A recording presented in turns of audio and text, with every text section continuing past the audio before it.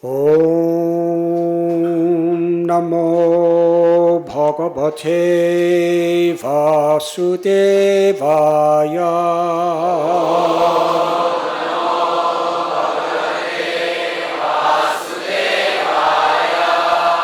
Sri Garga Uvacha. Ayam hi Rohini Putro. Ayam hi Rohini Putro. Ramayan Suhradoganai.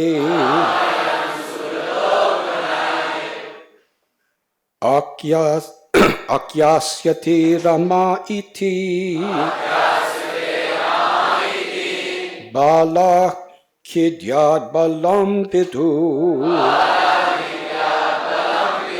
Yadhunam Apritag Bhavat. Shankarshanam Usantyapi.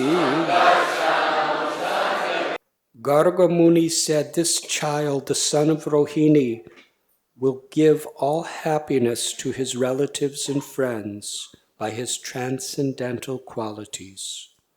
Therefore, he will be known as Rama, and because he will manifest extraordinary bodily strength, he will also be known as Bala. Moreover, because he unites two families, Vasudev's family and the family of Nanda Maharaj, he will be known as Sankarshan. Purport by His Divine Grace, A.C. Bhaktivedanta Swami Prabhupada.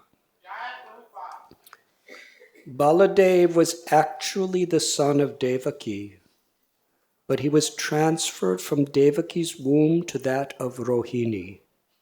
This fact was not disclosed. According to a statement in the Harivamsa,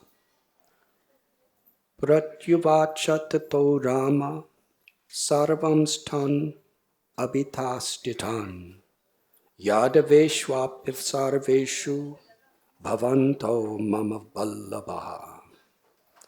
Gargamuni did not disclose to Nanda Maharaj that Balaram would be known as Shankarshan because of uniting two families, the Yadu Bamsa and the Bamsa. Gargamuni did disclose to Nanda Maharaj that Balaram would be known as Shankarshan because of uniting two families, the Yadu Bamsa and the Bamsa of Nanda Maharaj, one of which was known as a Kshatriya and the other as Vaishya. Both families had the same original forefather, the only difference being that Nanda Maharaj was born of a Vaishya wife, whereas Vasudev was born of a Kshatriya wife. Later, Nanda Maharaj married a Vaishya wife, and Vasudev married a Kshatriya wife. So although the families of Nanda Maharaj and Vasudev both came from the same father, they were divided as Kshatriya and Vaishya. Now Baladev united them, and therefore he was known as Sankarshan. I am very grateful to be back with you again. Thank you. Today, as we celebrate Sri Balaram Jayanti, the appearance of Lord Sri Balaram Ji, we are reading from Srimad Bhagavatam, Canto 10, Chapter 8, entitled Lord Krishna Shows the Universal Form, Text 12. In this section of Srimad Bhagavatam, Vasudev and Devaki, who have endured such inconceivable heartbreak, suffering, having been imprisoned behind bars, shackled with chains for many years, having seen 6 of their children murdered before their eyes.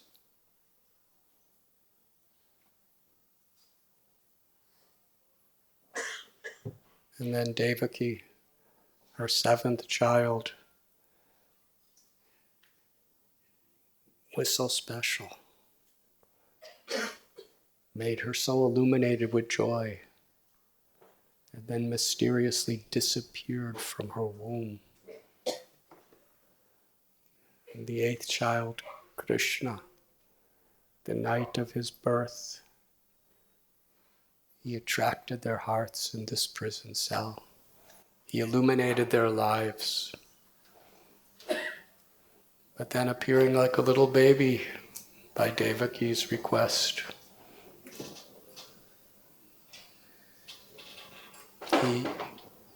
he ordered Vasudeva to carry him to the home of Nanda Maharaj in Gokul.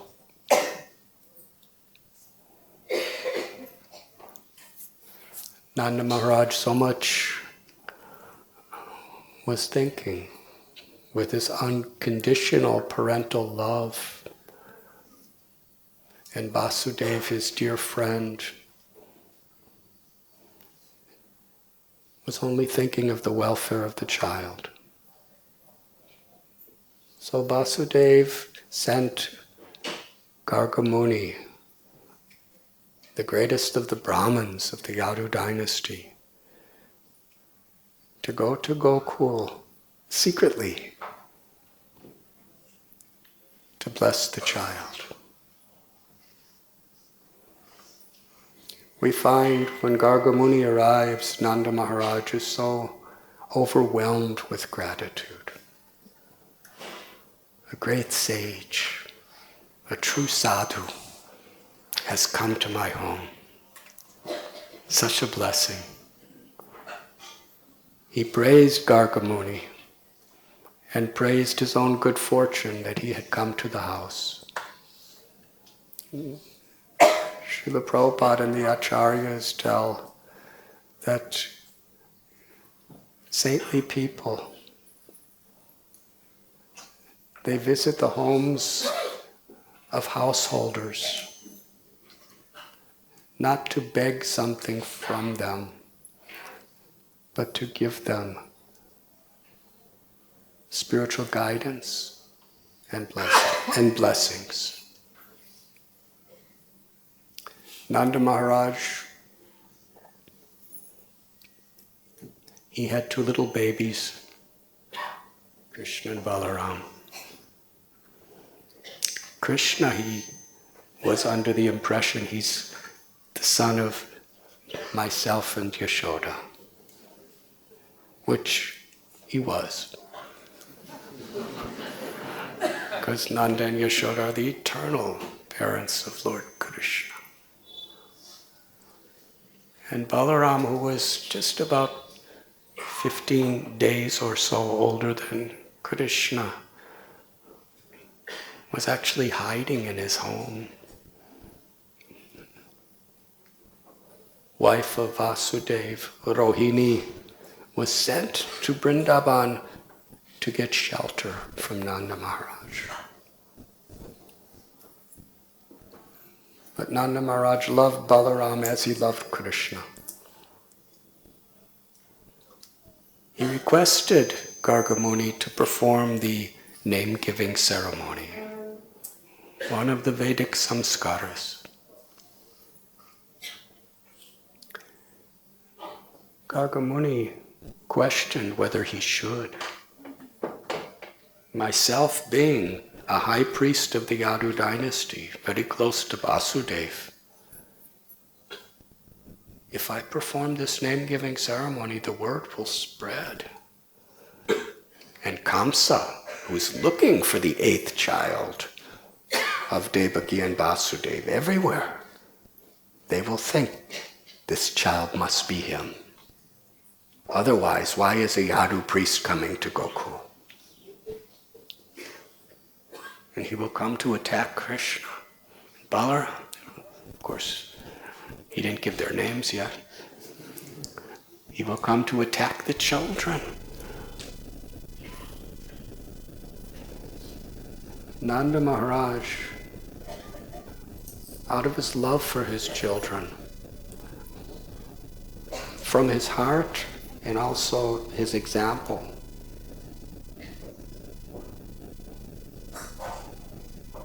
wanted to set the principle how important it is that a child is blessed. These Vedic samskaras are not just rituals.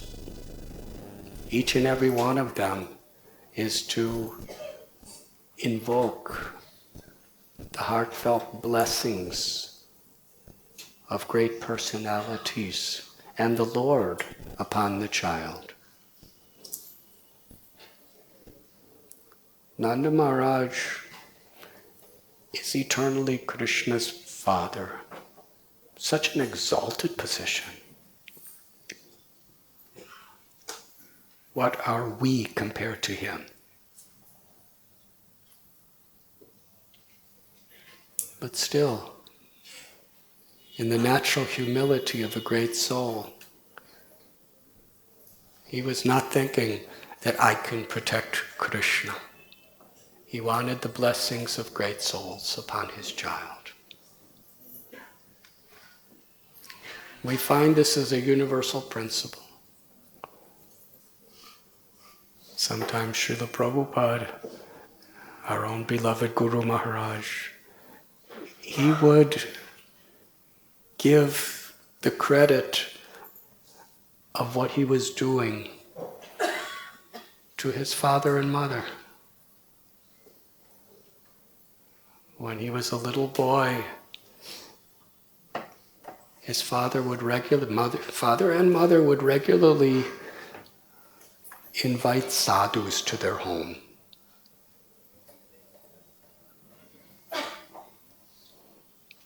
And served them very nicely, just like Nanda Maharaj served Gargamuni so nicely, with heart.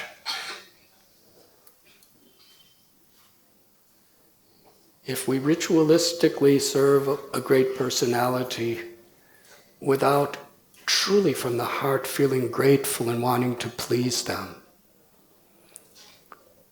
then even if they speak a blessing, we will not be so blessed.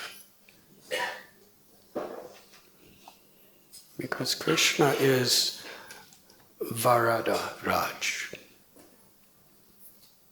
He is the supreme giver of blessings. And he gives his blessings through those who love him. Jayata mam prapadyante tam stadaiva bhajamya. Krishna's mercy comes according to how we approach him. Our surrender. In this sense, surrender is being truly grateful for Krishna's mercy and showing our gratitude to those who he loves.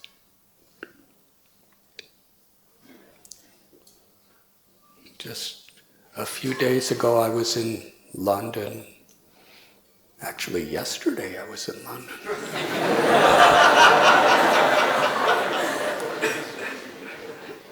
That's the reason I sound spaced out. But while I was there, I every day spent several hours with our very, very dear brother and friend, Shruti Dharma Prabhu.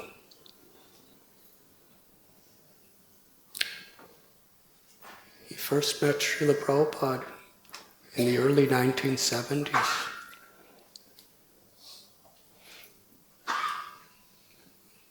He faithfully served Bhaktivedanta Manor since about 1978.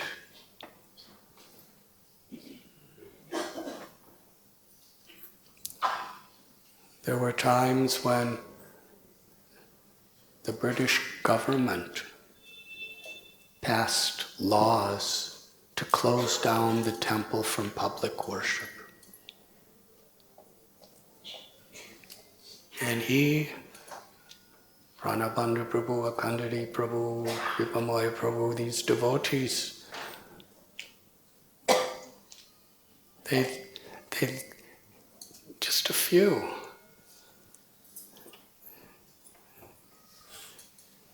they led resistance because of their dedication. It went to the courts and they lost. They went to the courts again and they lost. They attracted so many other religious organizations, Hindu organizations, Christian organizations, Jewish organizations, to join with them for their religious freedom. They had large marches, rallies at the British Parliament.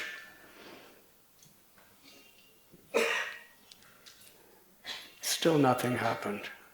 I think it took about 12 years. Finally, they were victorious. And where at one time at Bhaktivedanta Manor there was no public allowed to come for worship, in a few days on Janmashtami, they're expecting approximately 80,000 people.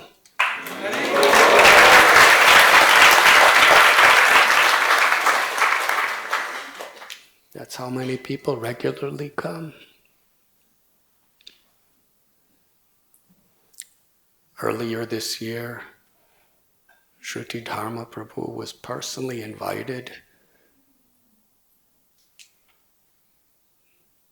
to have the Queen of England meet him. At least that's our perspective.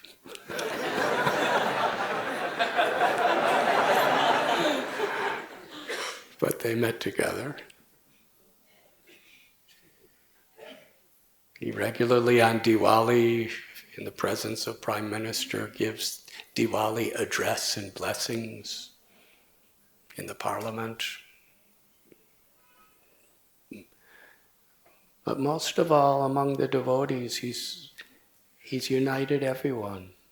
Bhaktivedanta Manor is probably the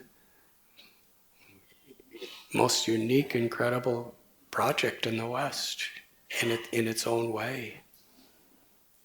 Srila Prabhupada spent most time there in Europe. He called it his European headquarters. George Harrison donated it.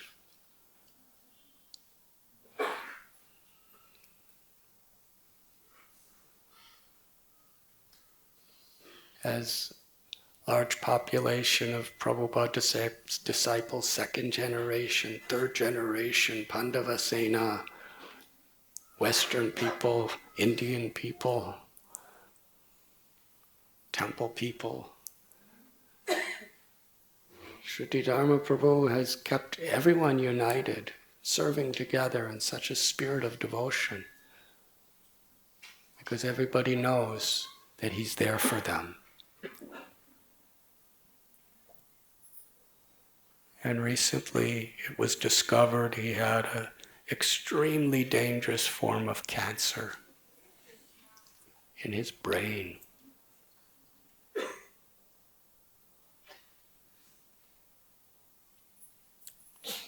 So such a vulnerable condition, not really knowing how much time,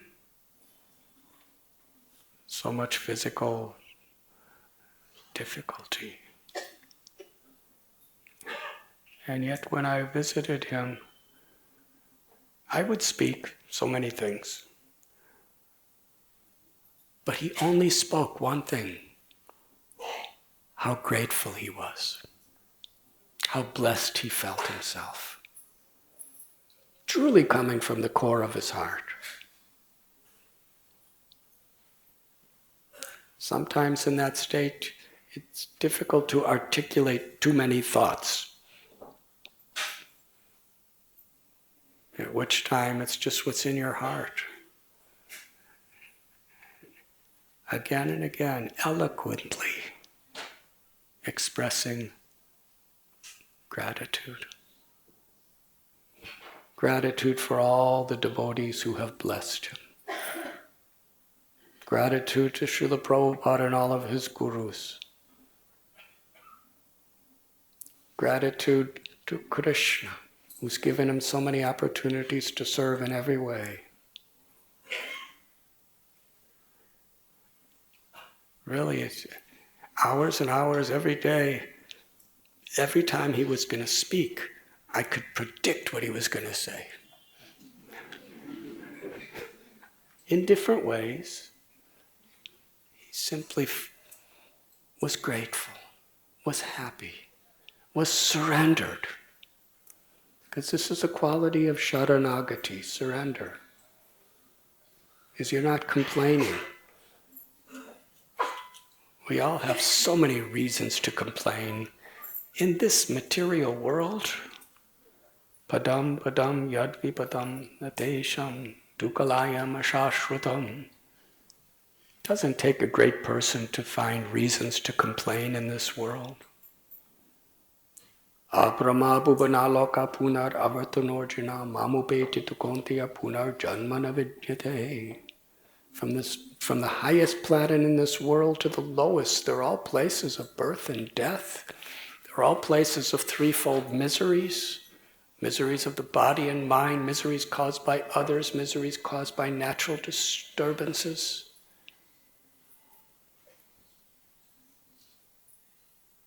And yet in this world, under the illusion of Maya, people think that they could show how great they are by criticizing others, by complaining about situations. There's limitless abundance of reasons to complain. But surrender is whatever condition we're in. We're grateful for the opportunity to remember Krishna.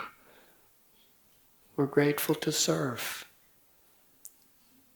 We're grateful to receive Krishna's love and the blessings of others.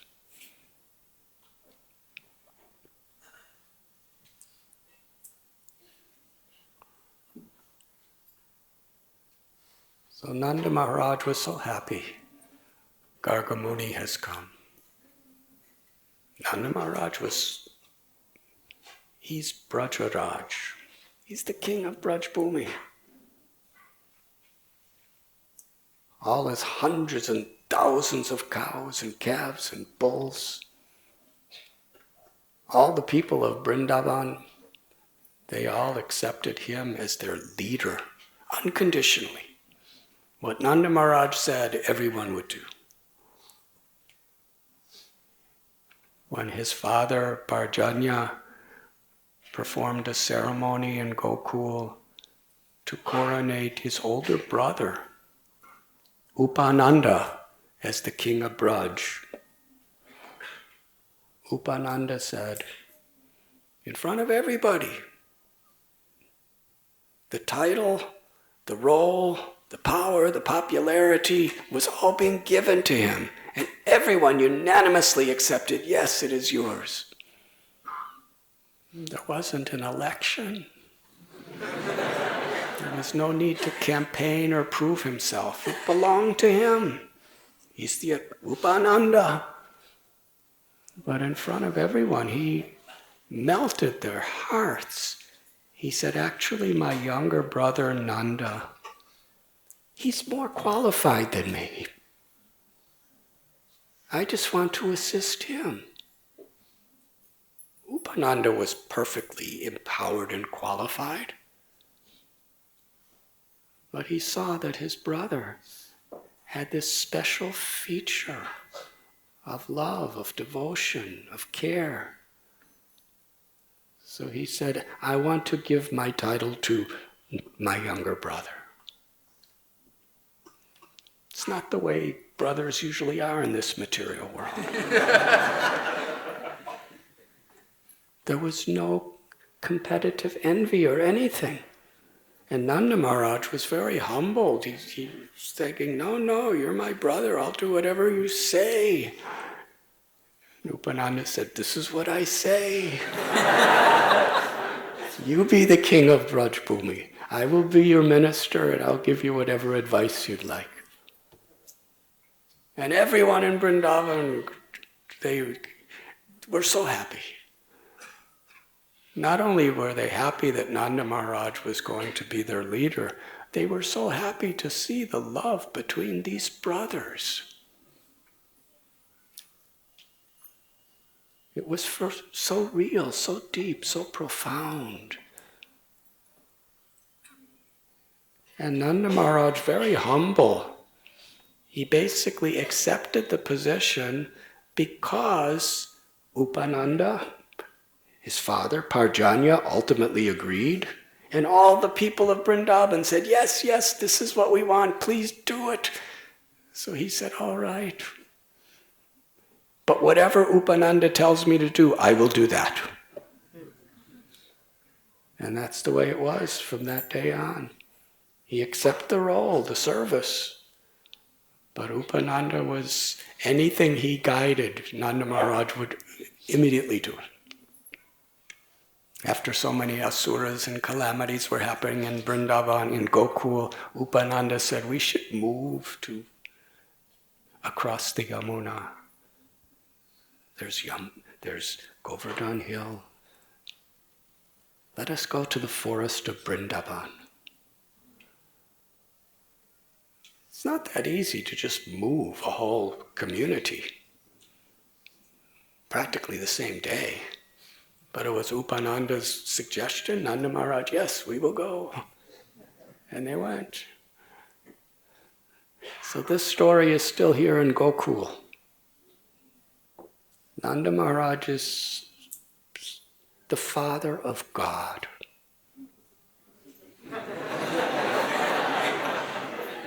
It's a very exalted title. Srila Prabhupada often says that impersonal philosophies, they want to become God. But a devotee can become the Father of God.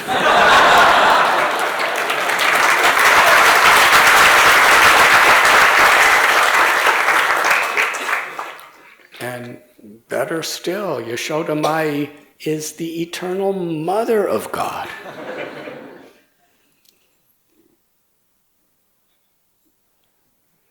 And the Gopas are the friends of God.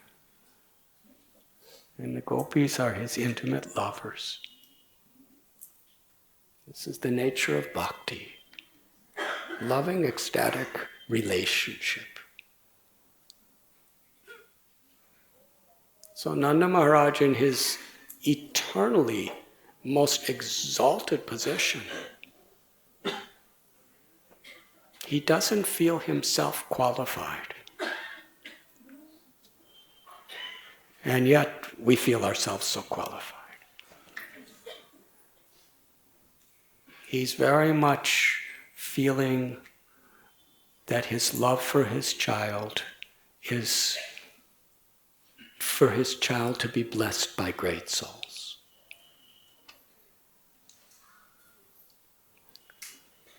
We were speaking, Srila Prabhupada's father and mother would invite sadhus almost every night to their home and serve them with so much humility and devotion to make them happy. Can you imagine eating the prasad of Srila Prabhupada's mother, Bengali mother, offered to Radha Govinda?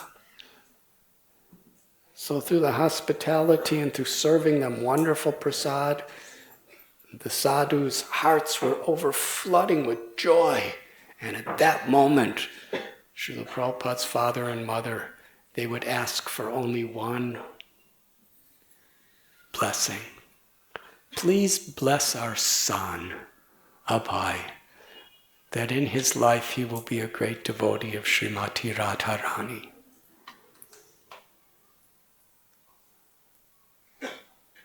Srila Prabhupada was a little child, but he would personally witness his parents begging these sadhus for blessings. And here he is in his mid-70s, the acharya of a worldwide movement, and he's remembering how his parents loved him. And this is how they expressed their love, by their example. Every morning he would rise and he would see his mother and father worshipping Radha Govinda, chanting the holy names of the Lord, offering puja. He'd see such integrity, such character in the way they lived, because they were conscious that Krishna's watching their every movement. Krishna's hearing their every word. We cannot pretend to be great devotees when we're really conscious that Krishna's always there in our heart, watching and reciprocating. Krishna has entrusted this child. It is our first and foremost duty in life to make sure this child is happy in Krishna's mercy, that this child will love Krishna. They didn't ask the sadhus, bless my child to be a doctor.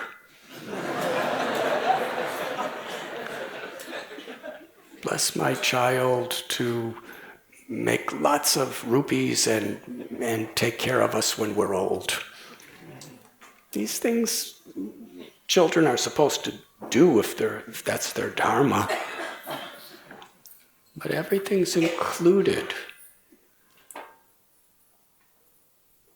Because when the soul is happy, then life is perfect.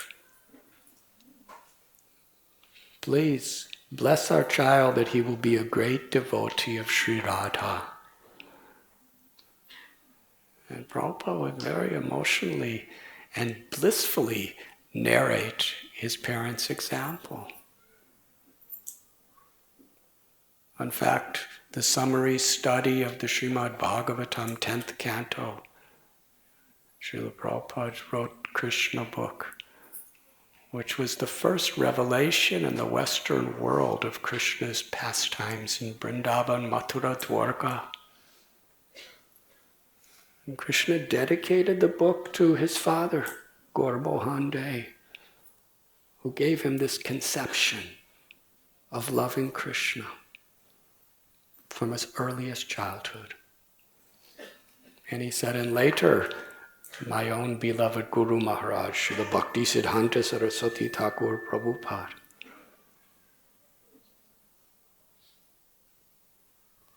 gave me oh so much more.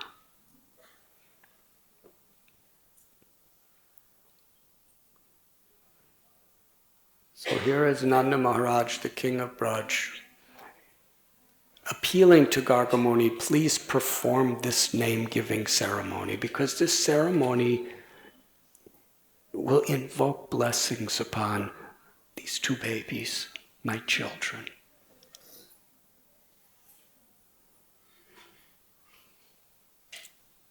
Balaram, he knew, was Rohini and Vasudev's child.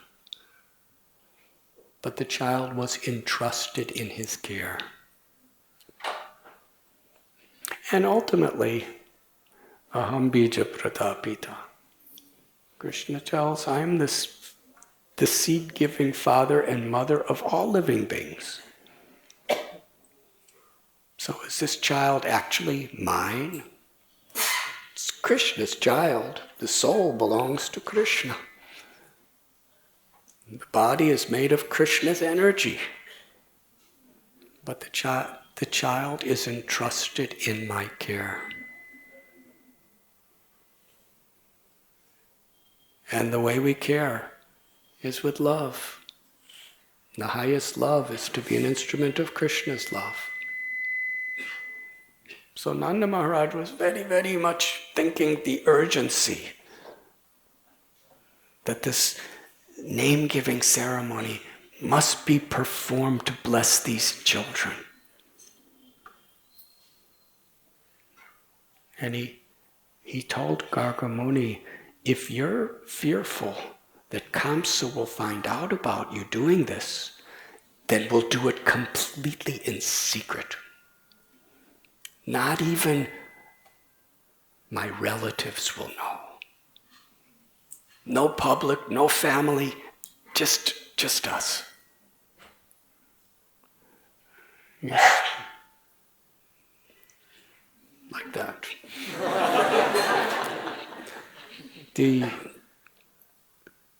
The mood of Nanda Maharaj was not anything except for the true benefit of his child.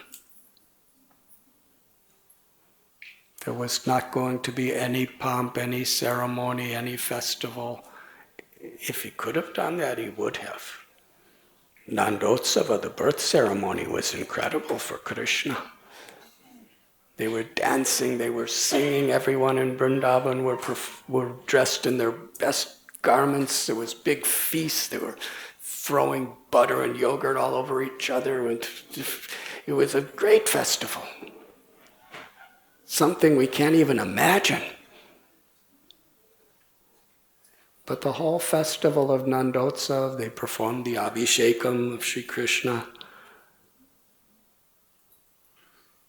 was just for everyone to bless Krishna.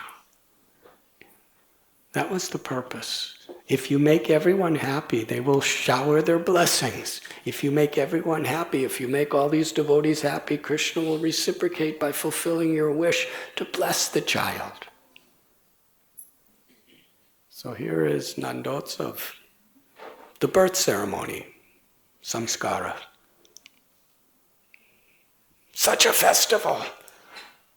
Everybody dancing and singing and celebrating. And here is the next samskara, the birth, and it's completely secret and private. They hid in the Goshala, where the cows were. Nanda Maharaj did not even tell any of his family members. He just wanted that blessing for his children. And since Janmashtami is coming, and soon, we will only discuss the part about Balaram today.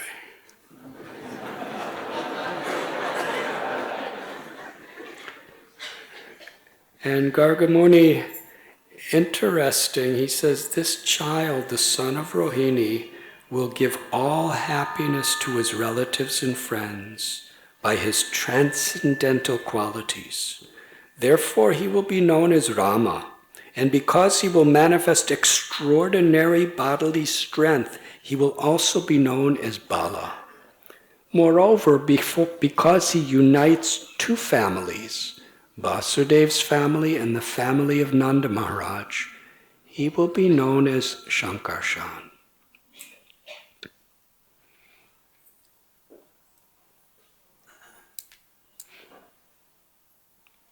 In the Srimad Bhagavatam, Shukadev Goswami tells the story of the birth of Krishna and Balaram.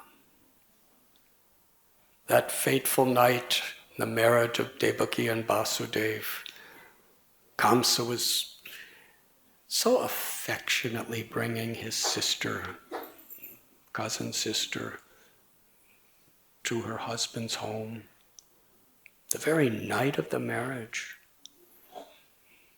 a voice came from the sky, Kamsa, you are a fool. The 8th child of your sister will be the cause of your death. Suddenly his mood changed. From an affectionate brother with tears in his eyes, trying to make his sister happy, He grabbed her by the hair, his eyes glowing with wrath, pulled his sword, was about to sever her head.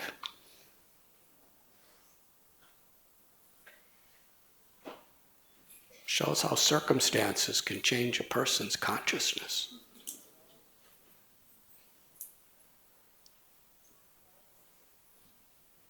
But Vasudeva pleaded with him. Philosophy didn't work for Kamsa. He spoke really good philosophy, but Kamsa couldn't hear it. He was stuck in fear and ego, arrogance. But Vasudeva was so honest when he promised, every child I will give to you, because you have no danger from your sister. Kamsa trusted him.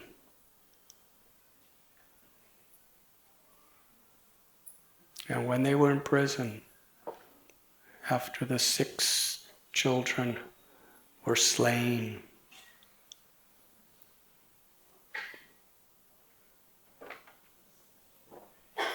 they represented the 6 sons of Marichi, who represents the mind, who are the children of the mind in this world. Lust, anger, envy, arrogance, greed, and illusion. And in order for Krishna to manifest within our heart, we must remove those 6 enemies. They were actually children. They were cursed in a previous birth to be killed in this way. And after they were liberated. So at that time, Shankarshan, Balaram, entered the womb of Devaki.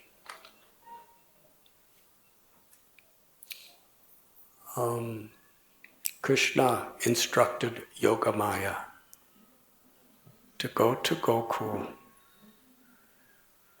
He said, I want you to transfer the child of Devaki into the womb of Rohini, who is at Nanda Maharaj's home. And then I want you to take birth as my sister from Yashoda.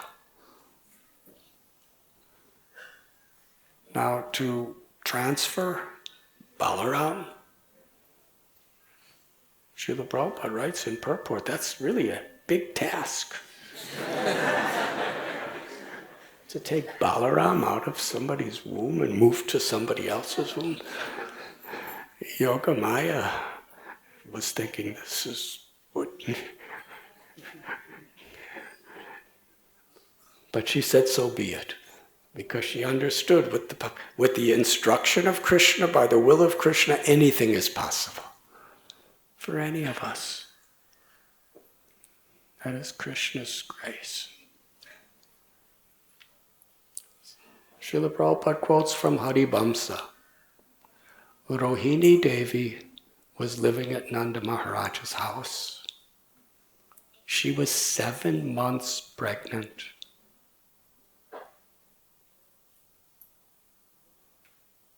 At midnight, she had a dream. It was a horrible dream. She dreamed that she had a miscarriage. Soon after, she woke up, and it was true. There was a miscarriage, at least apparently. She was feeling great motherly distress. And at that moment, Yogamaya spoke to her and told her, this is all my doing. I am attracting the child of Devaki into your womb.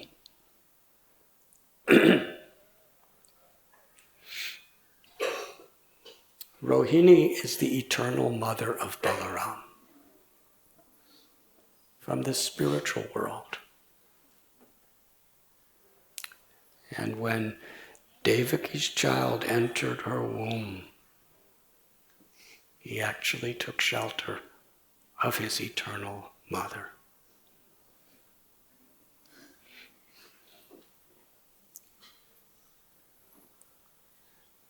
Krishna told Yogamaya that this child who you are going to be transferring, his name is Shankarshan because he's going to unite two families.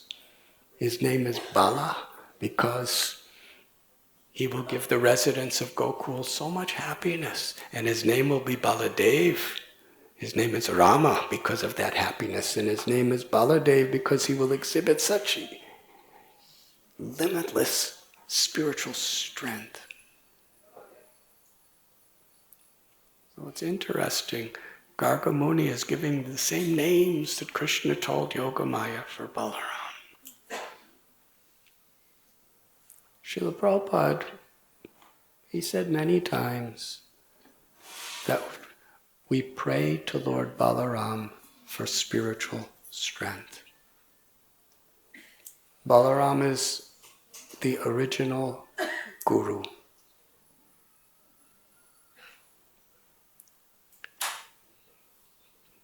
Krishna and Balaram together live forever in the spiritual world of Goloka. Srila Prabhupada, he wrote, on behalf of all of the great acharyas and scriptures, the difference between Krishna and Balaram is Krishna is dark like a monsoon cloud, and Balaram is white in complexion like a spring cloud. They are one and the same. Balaram is the first expansion of Krishna in the spiritual world. This gives the ultimate emphasis in our spiritual life on the principle of loving relationship based on service. Beyond this material world of birth and death, we have our little earth planet. Above that is Swargaloka, the heavenly worlds. Above there is Janaloka, Maharloka, Tapaloka, the higher planets of the great rishis and sages. Beyond that is Brahmaloka, Satyaloka, the abode of Brahma. Brahma lives 311 trillion years. Beyond this material existence is the Brahmajyoti, the Paravyoma, the eternal spiritual sky, which is forever filled with divine light. Within that spiritual sky are the planets of Vaikuntha, where the Lord is eternally residing. And above all the Vaikunthas is Goloka.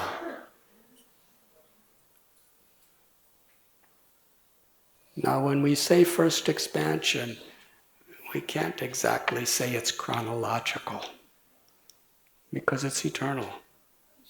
How can you have chronology in eternity? If Balaram is eternally existing, then how is he coming from Krishna? If Krishna is eternally existing, how is he coming from Nanda and Yashoda? These are wonderful mysteries. Because the concept of chronology in the spiritual world is not based on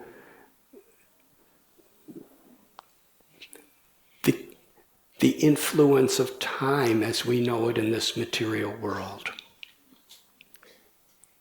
It is simply a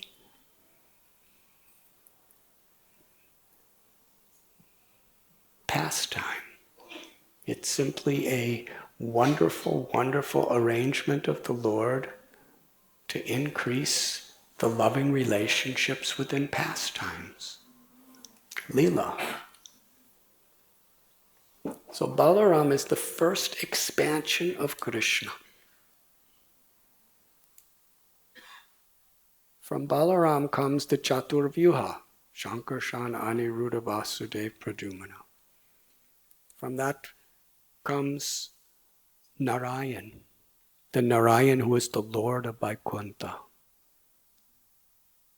From Narayan comes a secondary Chatur, the four. And from them, from Shankarshan comes Mahavishnu, Karunodakshai Vishnu, who's the Lord of the entire creation. He expands himself to be Garbhodakshai Vishnu, the Lord of each universe. He expands himself to be Kshirodakshai Vishnu, the Lord within the heart of every living being. And that Kshirodakshai Vishnu, who has a spiritual planet of Svetadvip, it is from he that all the avatars are manifested. Paritranaya sadhunam vinashaya chaduskritam. Krishna comes again and again and again into this world. All these great avatars, Narasimha, Varaha, Vamana, Ram, they all manifest through Kshirodakshai Vishnu. And the cause of all causes of all of these is Balaram. He's the origin of all incarnations, the origin of all Purusha avatars, but his origin is Krishna. And Balaram, he's the original guru because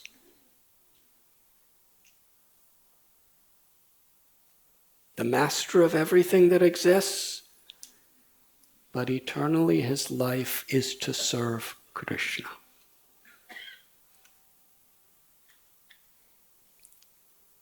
As Narayan, when the Lord appears as Narayan, Balaram appears as Anantashesha, to be his bed, his umbrella. Balaram expands in the spiritual world to be the spiritual world. He becomes the Lord's shoes, his jewelry, his chair, his bed.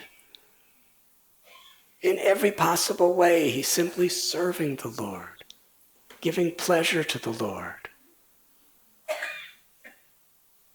And in reciprocation, the Lord is always giving pleasure to Balaram. Similarly, the Hladini Shakti, Sri Radha, who's none different than Krishna. For all of eternity, she's the servant of Krishna, giving pleasure to Krishna. And Krishna, for all eternity, feels himself indebted as the servant of Radha, giving pleasure to Radha. So this is the sum and substance of the highest revelations of yoga, of spirituality, is loving relationship. Achintya Beda Beda Tattva. Balaram is one with Krishna. They are the self-same person, but eternally they're different also. And that difference is for one reason only, to facilitate loving reciprocation. And this is bhakti yoga, the yoga that reconnects us to that love. All the gopis are simply assisting Sri Radha, and all the gopis are simply assisting Balaram in loving Krishna.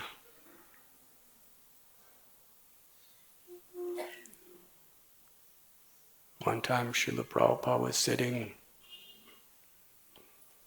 and some of his leading devotees were discussing expanding this movement and different properties that they were acquiring and different problems how to resolve and distributing so many millions of books. And Prabhupada was in a meditative mood. They asked Srila Prabhupada, one devotee, God knows why, but this devotee asked Prabhupada, what are you thinking?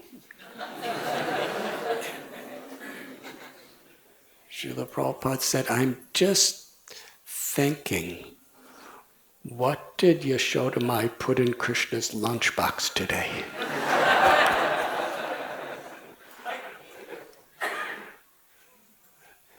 The goal of everything is that simplicity.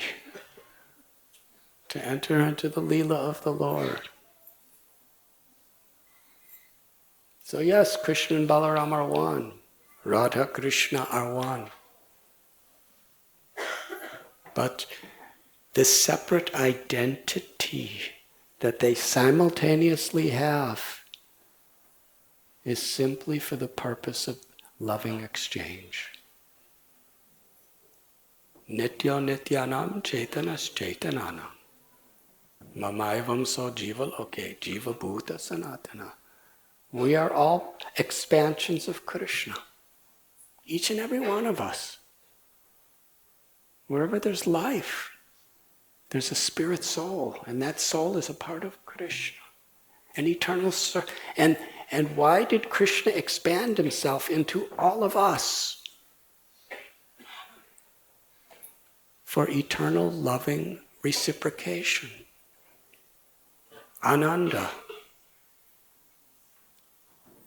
Krishna wants each and every one of us to taste the sweetest, highest happiness. And Krishna's feeling the sweetest, highest happiness in giving that happiness to us. And we are feeling that happiness and giving that happiness to Krishna. And that is the supreme reality. Above liberation. Above birth and death forever.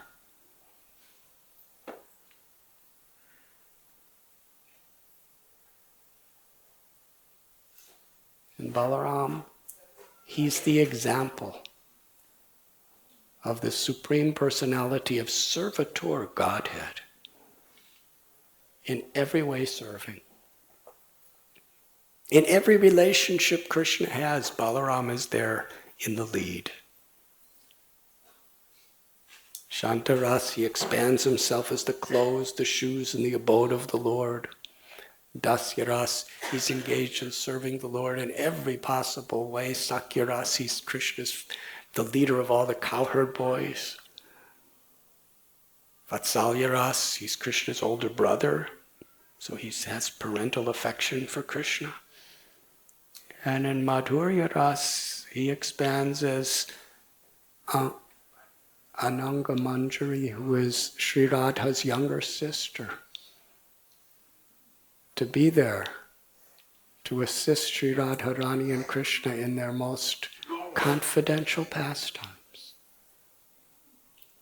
And in this material world, he expands himself to be the empowering principle within the spiritual master, the Guru, who's teaching us how to engage in Krishna's service, how to love Krishna and be happy. That is Balaram.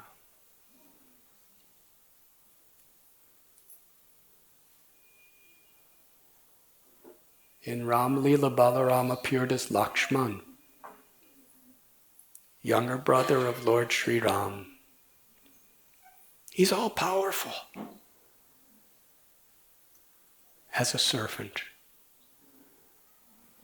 When Ram was exiled to the forest, Lakshman, who was the constant associate of Sri Ramchandra, he insisted, I will go with you.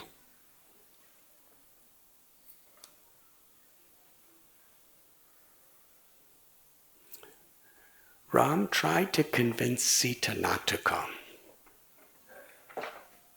But Sita was so insistent. I cannot be separated from you, I must come with you. And Ram surrendered to the will of Sita. When Lakshman said, I will come, Ram didn't even bother trying to convince him otherwise. He said, yes, Lakshman, come. From their birth, Lakshman was always the servant of Ram. And although Lakshman is the source of Mahavishnu, and all other avatars. He would walk in front of Sita and Ram, sometimes behind them, protecting them. When they'd come to a little place, whether it be Chitrakoot or Panchavati, Nasik, Lakshman would build a little house for them. Natural, simple. With his own hands he would build. When Ram and Sita were resting at night, Lakshman didn't sleep. He remained awake, guarding. When they were at the kingdom of Guha, Lakshman, along with Guha, made a nice little bed for Ram. And when Sita and Ram were resting, Lakshman stood up all night guarding.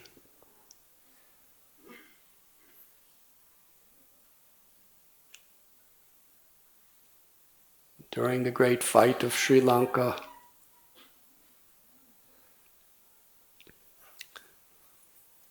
Lakshman was struck by a mystical powered javelin in his chest. He fell down, and there was no symptom of consciousness in his body. Lord Sri Ramchandra, seeing his brother in this state, he stopped fighting himself. He fell on his knees, weeping in concern for his brother Lakshman. And that was the great opportunity for Hanuman.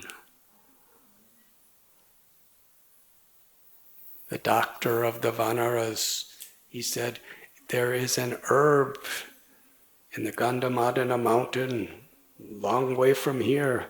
Bring that herb, Hanumanji. Hanuman saw Lakshman was in danger. And Ram's love for Lakshman. Ram is crying. It's a Leela of love.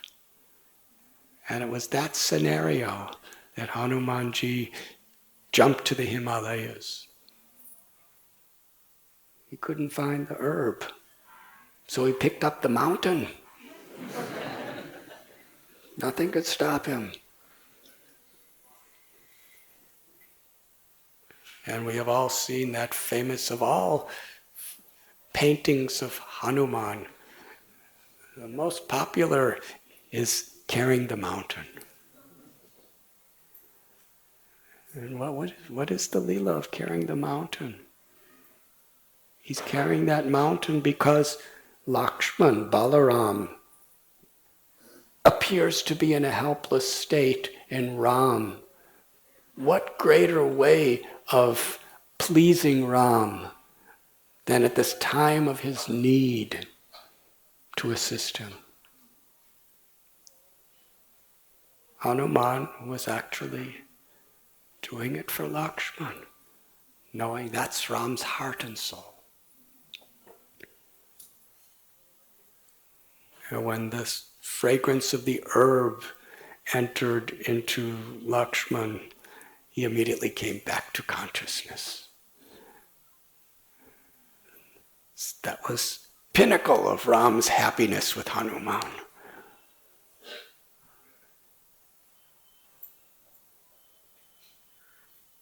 Ram's love for Sita. When Sita was in the Ashokvan of Ravana in Sri Lanka, it was Hanuman that jumped over to console her and then come back to Ram to give the message. Hanuman is the emblem of bhakti. He's the personification of devotion. And we find these two particular pastimes are prominent. And both of them are times when Ram was feeling deep pain of separation due to the plight of his beloved. One is Sita, the other is Lakshman, and Hanuman was right there. to give pleasure to the Lord's devotees.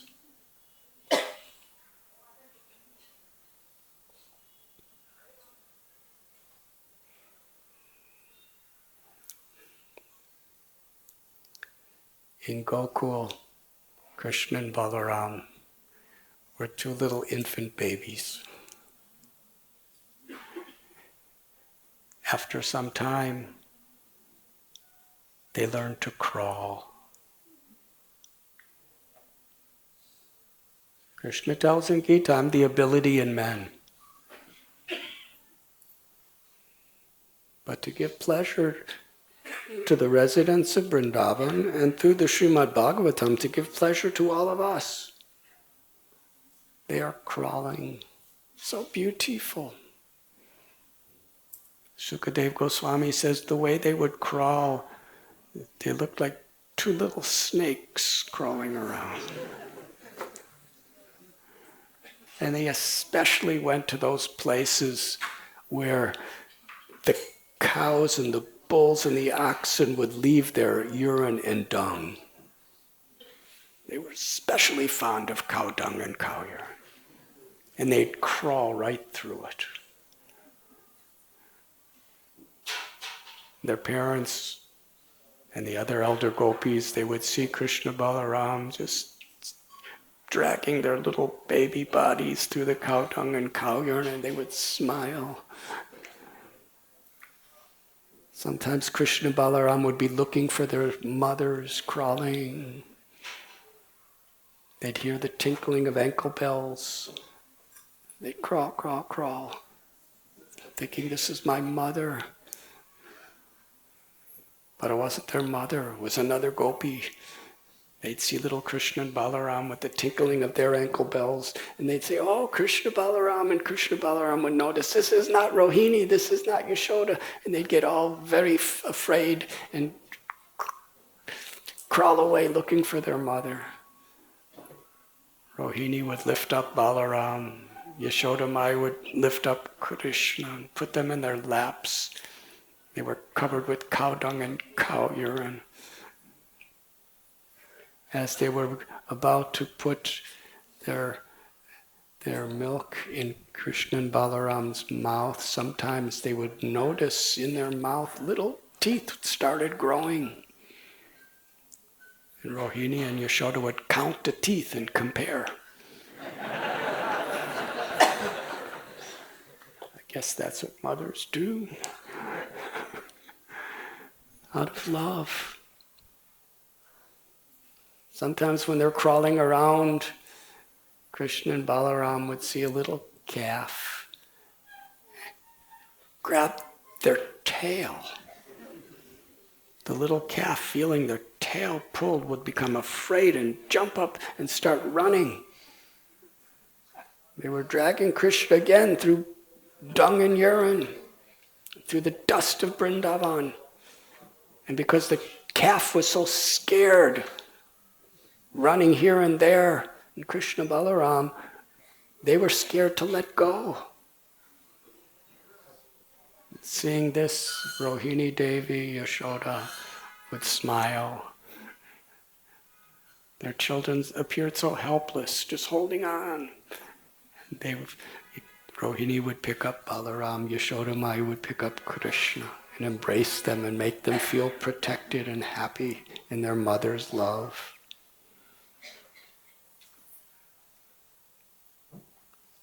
After some time, Krishna and Balaram, Sukadeva Goswami says, without difficulty, they would learn how to walk.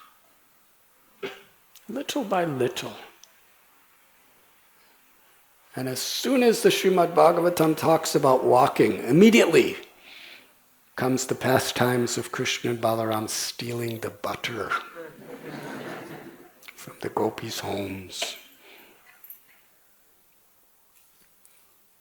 And then we find this wonderful story where Krishna eats dirt at Brahmanda Ghat. And Yashoda Maya is asking Krishna, why have you eaten dirt? This is not good.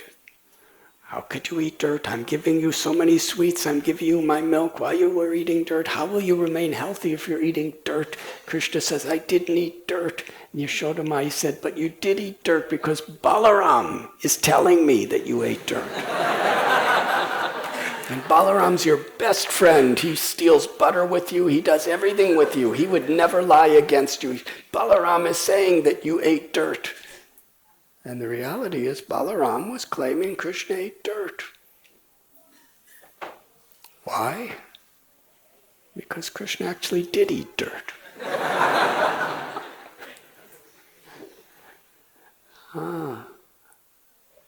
So here we find we've just been narrating little drops from the ocean of the stories of Balaram's complete surrender and submissive to assisting Krishna and serving Krishna.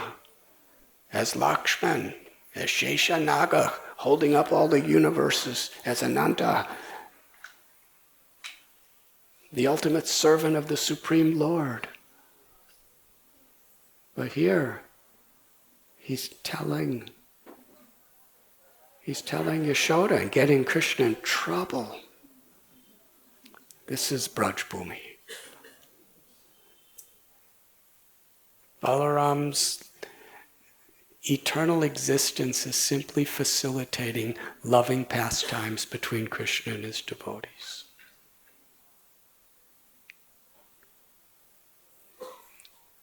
So Krishna had to open his mouth. After all, Balaram said he ate dirt. And that is the time when he showed the entire universe within the little mouth.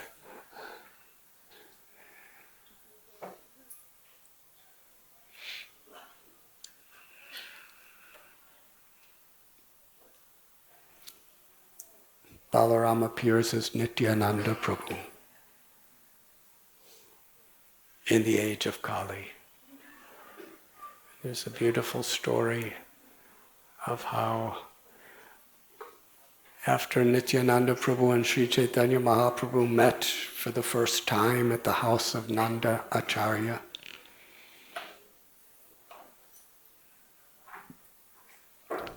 Sachimata told Nimai that she had a dream.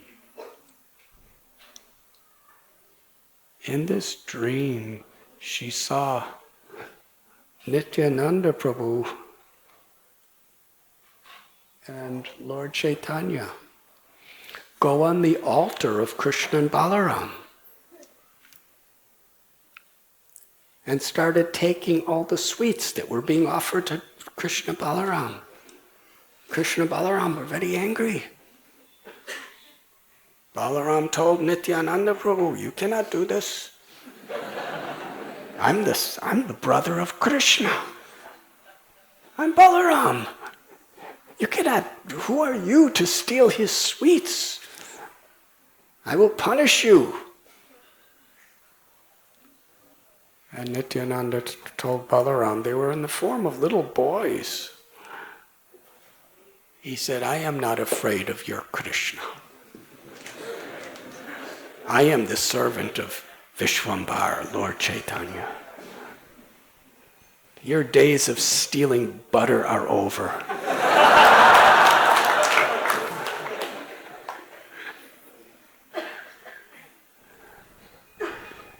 Lord Chaitanya, he was so happy to hear this. They were fighting, and then finally at the end, Nityananda was calling, Sachi, Sachi, give me food, give me food. So Lord Chaitanya said, we should invite Nityananda Prabhu for prasad today. And Lord Chaitanya went to Nityananda Prabhu. Sachimata prepared wonderful lunch prasad. He said, Nitai, you're being invited today by Sachi Devi to my house, but you should behave properly. And Nityananda Prabhu said to Sachinandan, Sri Chaitanya, that I always behave properly. You are the one who don't behave properly. That's why you are saying I don't behave properly. They came with some of their associates and they sat down and Sachimata came to give them prasad. And when she came back for seconds, she saw Lord Nityananda and Lord Chaitanya were sitting there as two little tiny boys, one with a white complexion and one with a dark complexion. Krishna Balaram as little children without clothes on. And she fell unconscious. That is Yashoda Maya's Leela, serving Lord Chaitanya and Lord Nityananda as Sachi Devi.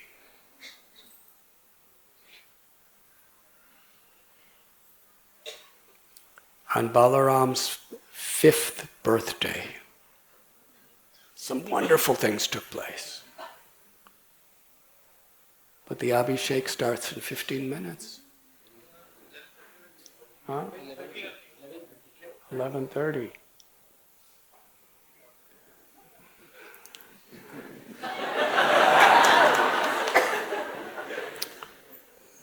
So on the 5th birthday of Sri Balaramji, Nanda, Yashoda, Rohini Devi, they kept Balaram from going into the pastures with Krishna.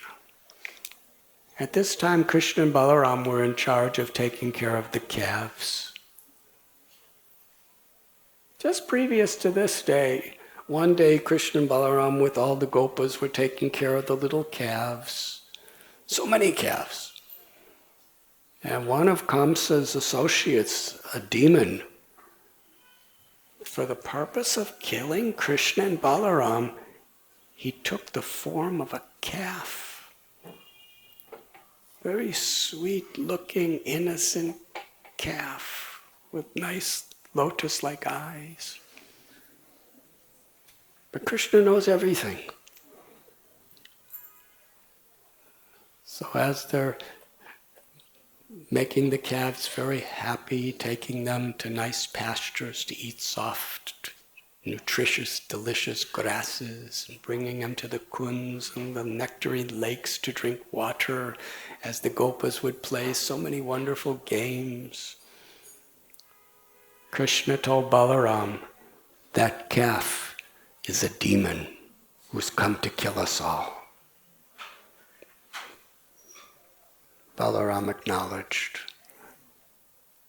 Krishna and Balaram very, very nicely walked just behind the calf, whose name was Vatsasura. And Lord Krishna suddenly grabbed the rear legs of the calf and whirled him around until the demon was dead. But Krishna likes to do many things with even one action. Because there was this tree called the kapita tree. And these fruits are very delicious. So Krishna wanted to get those fruits for his friends. So he threw the calf on the top of the kapita tree and then all the kapita fruits fell down.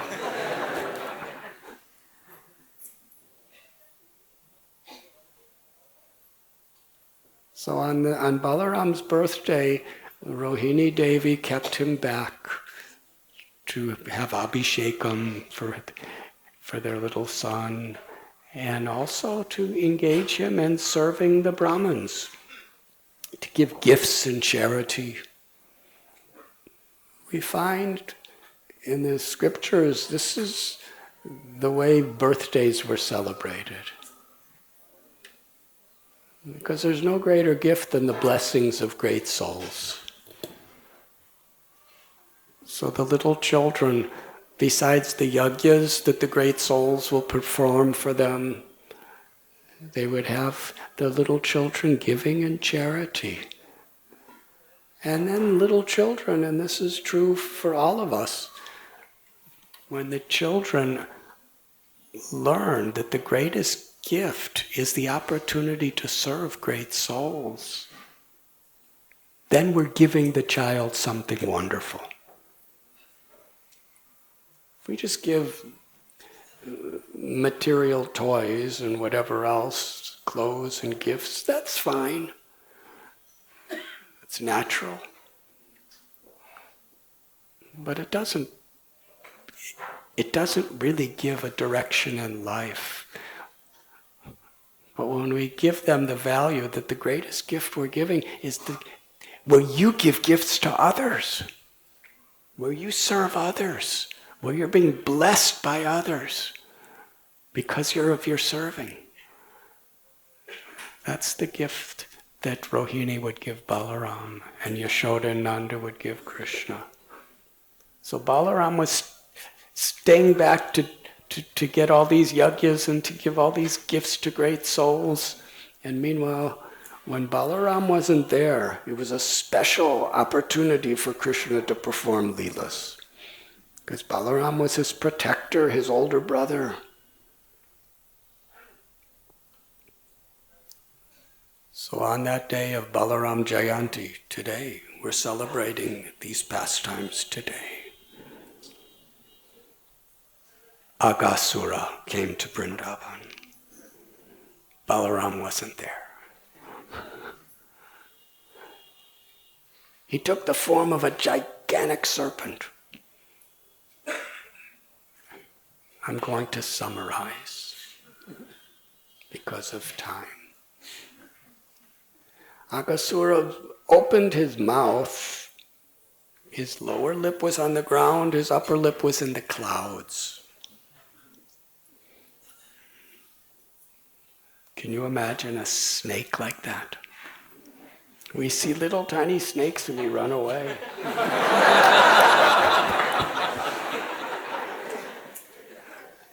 Aghasura was such a snake. And the cowherd boys were so confident of Krishna's protection. When they saw Aghasura, they were playful.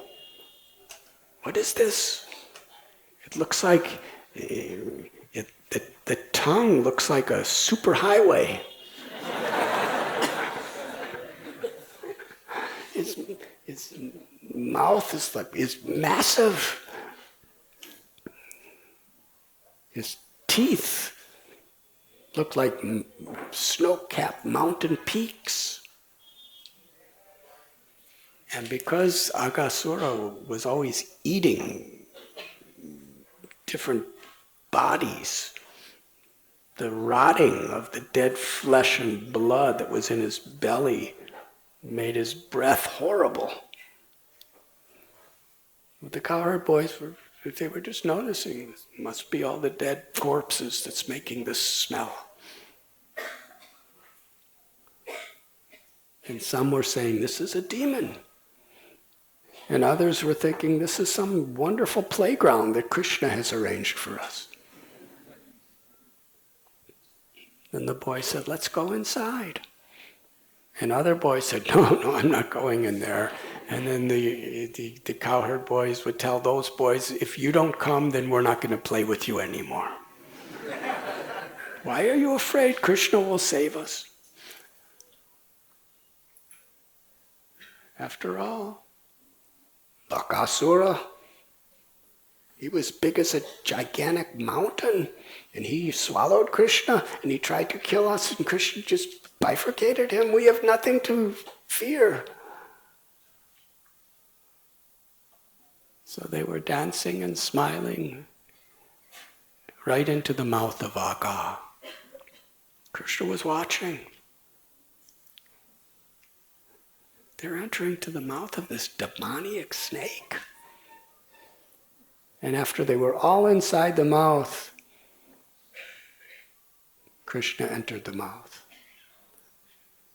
Aghasura closed the mouth with the intention of completely disintegrating the bodies of Krishna and the cowherd boys and the calves. And being in that completely dark place with no air, all the calves and all the children,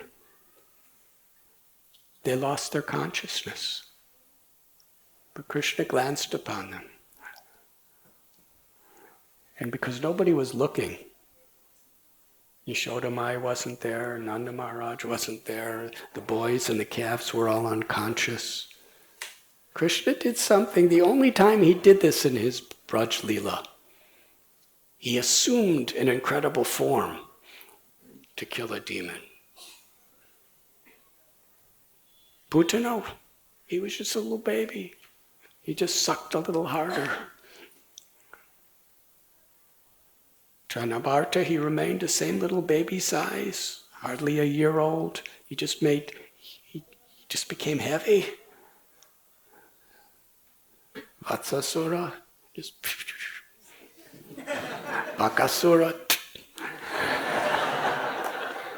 Even Kaliya, Krishna just danced on his hoods. But Agasura, Krishna expanded his body bigger, and so big that no air could circulate in Aga's body, and he suffocated. At the moment of his death, his soul burst out from the top of his head into the sky, and his mouth opened. Krishna glanced upon all his friends and the calves, and they all came alive, and they were feeling well rested. They didn't know what happened exactly, but they knew that they were swallowed by this serpent, and somehow Krishna saved them, and they all came dancing out of the mouth of Agasura, and Krishna let them all go first, and as soon as he came out, the spirit of Agasura in the form of a light entered into Krishna's body. Agasura was the brother of Bakasura and Putana. He was really envious and really angry at Krishna. He decided, I must kill him, and if I kill Krishna, I kill all the calves and all the cowherd boys, then all the gopas and all the gopis and all the cows and all the bulls, they will definitely die because they cannot live without their children. He came to Vrindavan with the sole purpose of exterminating the whole Brijabasi race. Such cruelty, such envy, such hatred.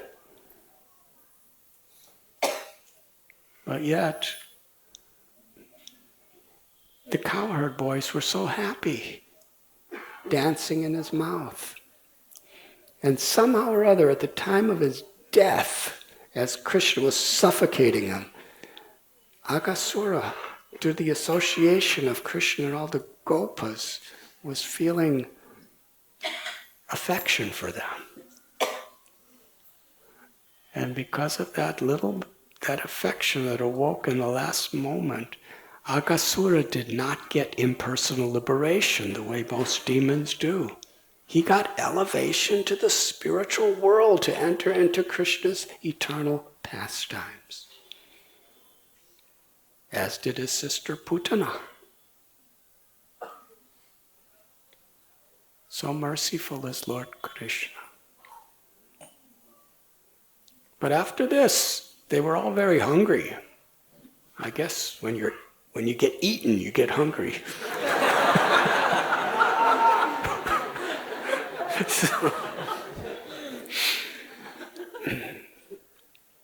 So Krishna said, let us take prasad on the bank of Yamuna today.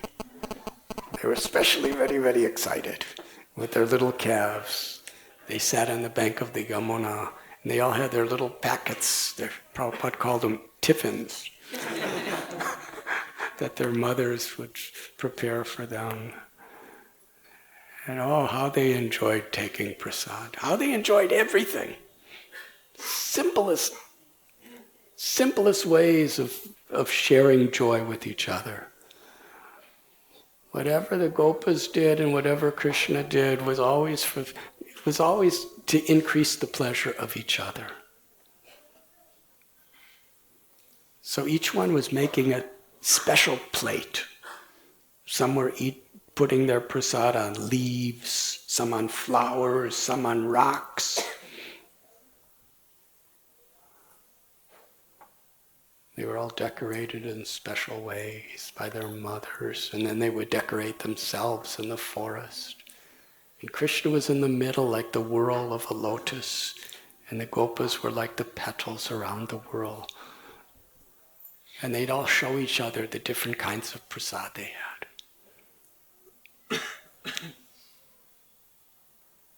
Yashoda Mai would pack so many nice things for Krishna, and all the gopis would pack for their children.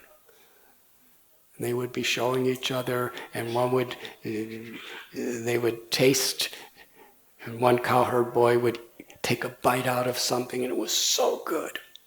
He said, "Krishna, please try this." Krishna blissfully would take it right from the mouth of his friend and eat it, and be so happy. And they would just be passing around the prasad from one mouth of one cowherd boy to another, and they were all looking at Krishna. And even though the boys were in full circle around Krishna, and Krishna didn't manifest 4 heads or 8 heads or 16 heads, he was just a little gopa, hardly 5 years old at the time. But yet every gopa was thinking, Krishna's only looking at me, simultaneously. Krishna's Rasa Vihari.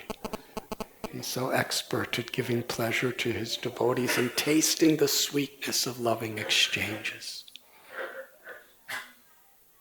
Meanwhile, Lord Brahma and Balaram Jayanti, he heard about Krishna killing Aghasura. And all the demigods were very much afraid of Aghasura.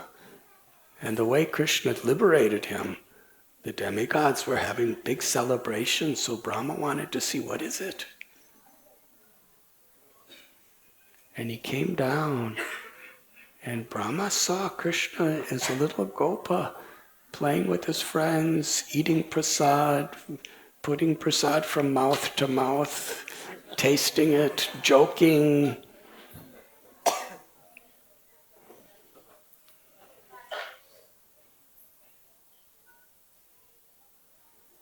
Krishna would love to make his friends laugh, and his friends would love to make Krishna laugh. So many stories. As they're sitting eating prasad, somebody says to Krishna, I have something that's really, Krishna says to a cowherd boy actually, I have something that tastes really, really nice. Close your eyes, I'll put it in your mouth. The cowherd boy closes his eyes, opens his mouth, and Krishna puts a flower in his mouth. And then the boy gets a really like a bitter flavor, and he looks very much unhappy the way he's, and Krishna and all the cowherd boys start laughing and laughing and laughing.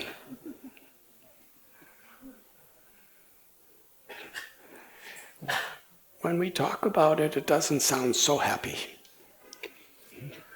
But these simplest exchanges were the highest ecstasies for Krishna and his friends.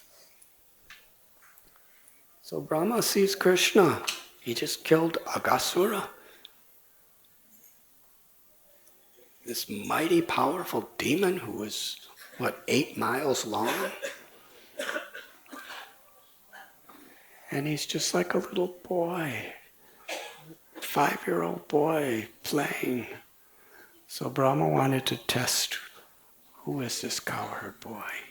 He was bewildered. And by his own supernatural mystical powers, he allured the calves by fine tasty grasses deeper and deeper into the forest. When the gopas during their prasad, they noticed that the calves were not there. They became very much concerned, and Krishna said, you continue eating prasad, I will go and find the calves. He wandered along the riverbank through the forest, into mountains and valleys. He couldn't find the calves anywhere. When he returned, all the boys were gone. Krishna knew Brahma had stolen them. Actually, Brahma thought he stole them. He actually stole illusory manifestations of them. He was really bewildered.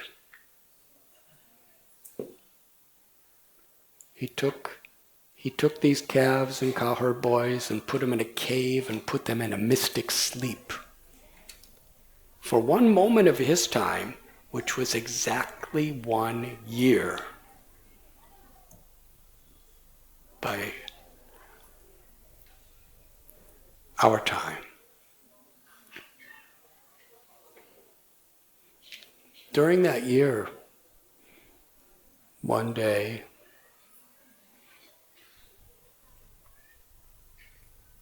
Krishna and Balaram were out with the cows and the calves. And Balaram, he saw the cows with the elder cowherd men on top of Govardhan Hill. And when the cows saw their calves, they came running down. And the cowherd men came running after them. And the cows were licking their little calves with tears flowing from their eyes. And the cowherd men were very disturbed.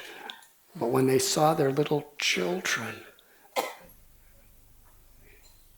in such ecstasy of parental affection, they were embracing their children. And Balaram was watching this. And he understood that this type of love can only be for Krishna. He understood, Balaram, what really happened. On Balaram Jayanti, when Balaram was not there, Krishna expanded himself to be an exact form of each calf and each gopa. And on Balaram Jayanti, when Krishna and all the cowherd boys came back to Gokul, nobody suspected anything. The only difference was that the gopis, the gopas, and the cows, and the bulls never, ever, ever had so much love for their children. Krishna became all their children to fulfill their desire. Because in the spiritual world there's no envy. But still, each motherly cow, each motherly gopi, each fatherly gopa, were all saying they loved Krishna more than their own children. And they loved their children more than anybody could imagine a parent's love for children, but still they loved Krishna more. And they were thinking, how fortunate are Nanda and Yashoda. They have Krishna as their own child, serving him day and night. There was no jealousy, rather.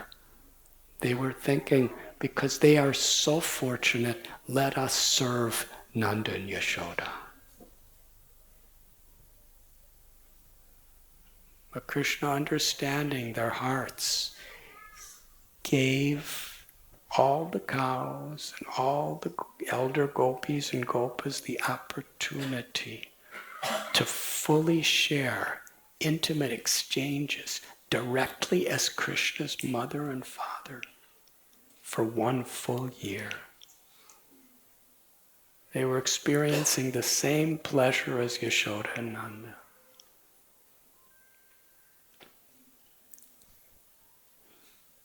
So Balaram could understand exactly what happened. And Krishna confirmed it. Balaram understood Krishna. For this, it's almost been a full year. And every day since my birthday, I'm going out with all the calves and all the cowherd boys, and even I didn't know that they're all you.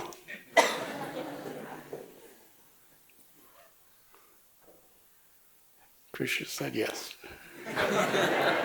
It's me. Balaram was struck with wonder. And a few days later, again it was his birthday. 6th birthday. He stayed back. And Brahma came back to see what happened. And he saw all the cowherd boys, all the calves, they're all playing with Krishna. He was thinking, how is it possible? They're in the cave sleeping, but at the same time I see them here. So he went back to the cave. And they were still sleeping. And he was going back and forth. He became completely bewildered. Is it that every time I go back to the cave, Krishna takes them and brings them here, and then whenever I go here, they brings them there? Or how is this possible? Brahma has 4 heads. He's looking in all 4 directions. Brahma Vimohan, he's completely bewildered. He doesn't understand what is happening. How is it that everything's the same after what I did? Then Krishna wanted to increase Brahma's bewilderment. Suddenly, right before Lord Brahma's eyes, every calf and every little boy takes the form of Vishnu, with 4 arms holding the symbols of Lord Vishnu. Then Brahma can't even blink his eyes anymore. He completely is blanked out. It's completely, totally beyond his comprehension. What is happening?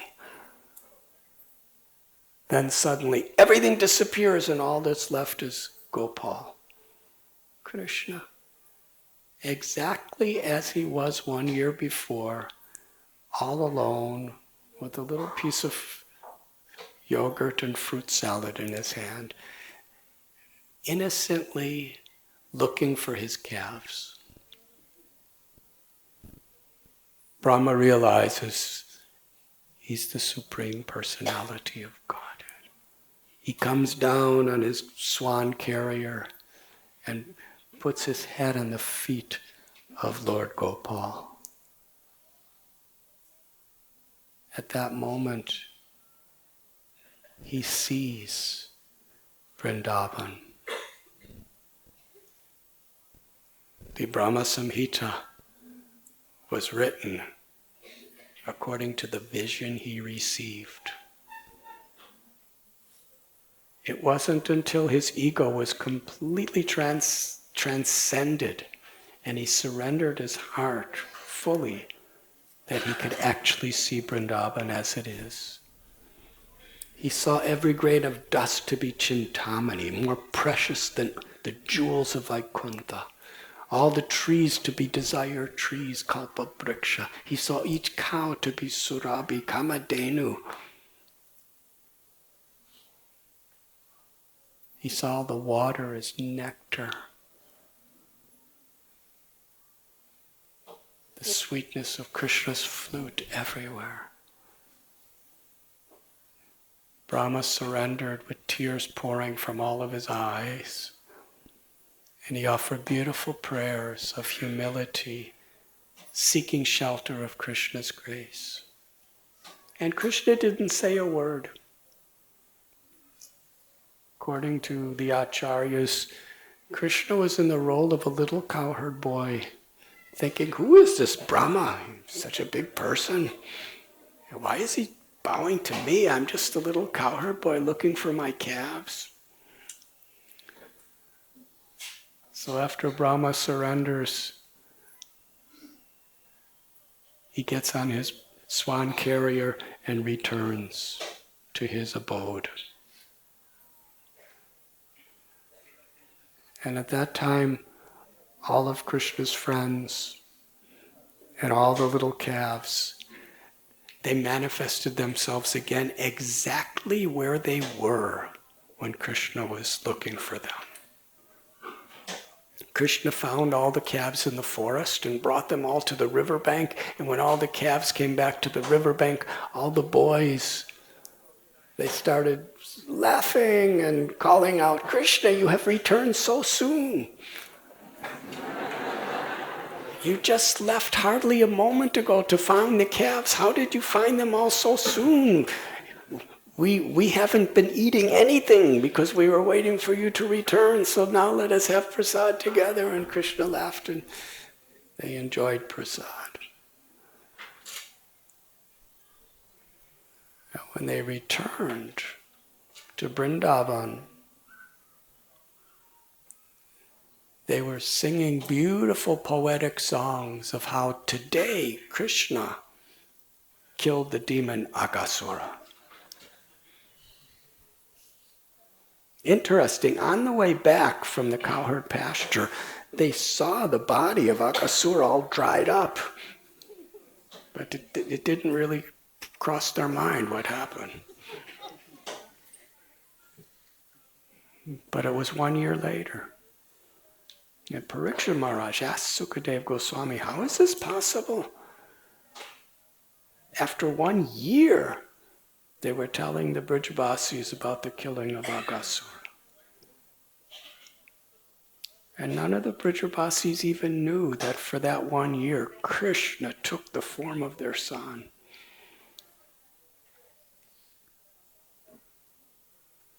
And just after that, Krishna and Balaram entered into their 6th year. That's the Poganda Lila. The Gopas, headed by Upananda, Nanda Maharaj, Sunanda, Abhinanda, Nandan, they decided to give Krishna and Balaram the role of taking care of the cows, the full-grown cows. And it was on the 8th day of the waxing moon of the month of Kartik, Gopastami, that Krishna and Balaram took charge of the cows. And they would go into the pasture, and every type of game they would play. They would decorate themselves with leaves and the minerals of Vrindavan, flowers, peacock feathers. They would take fruit, the cowherd boys, and throw the fruit in the air, and then they'd take another piece of fruit and try to hit that other fruit in the air. And if they did it, everyone would cheer and celebrate. They would play hide and seek. They would make little bridges to cross the rivers. They would make little boats to cross the Yamuna. Krishna would imitate the dancing of peacocks, the singing of the cuckoos. One day Krishna told Balaram that all these trees are bowing down to you, and the bees are actually great sages. And they're tasting the nectar of the sweetness of your glories by following behind you and buzzing the Vedic hymns. And the peacocks are dancing for you, and the birds are singing for you. They are all celebrating you, Balaram. And as they would play, Balaram would get tired, and he'd lay his head on another cowherd boy's lap like a pillow. Krishna would personally massage Balaram's feet, fan him with leaves from the forest, bring him water, At other times, Krishna would get tired, and the gopas would do the same for him.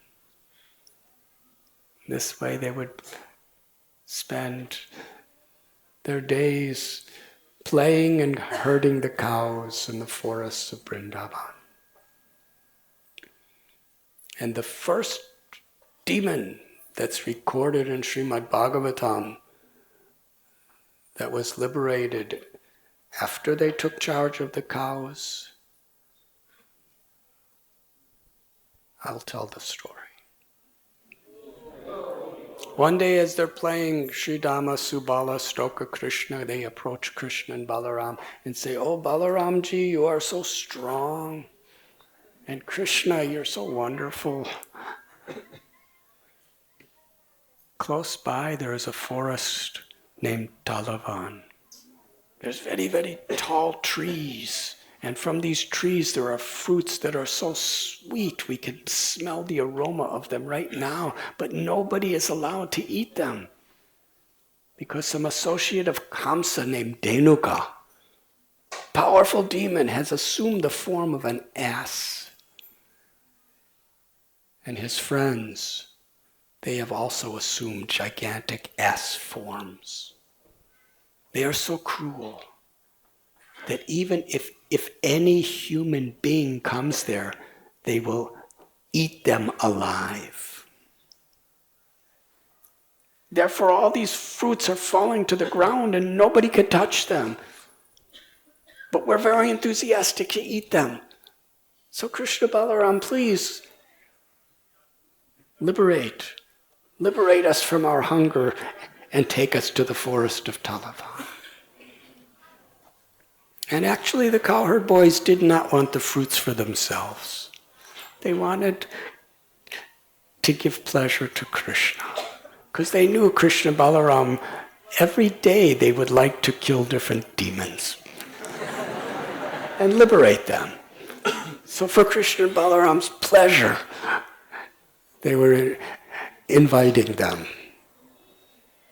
But if they said, "Krishna Balaram, we know that you like to kill demons, so go," Krishna and Balaram wouldn't find so much pleasure doing. But they're saying, "We are very hungry, we want to eat those fruits so bad." They knew that then Krishna and Balaram would be very excited to do this.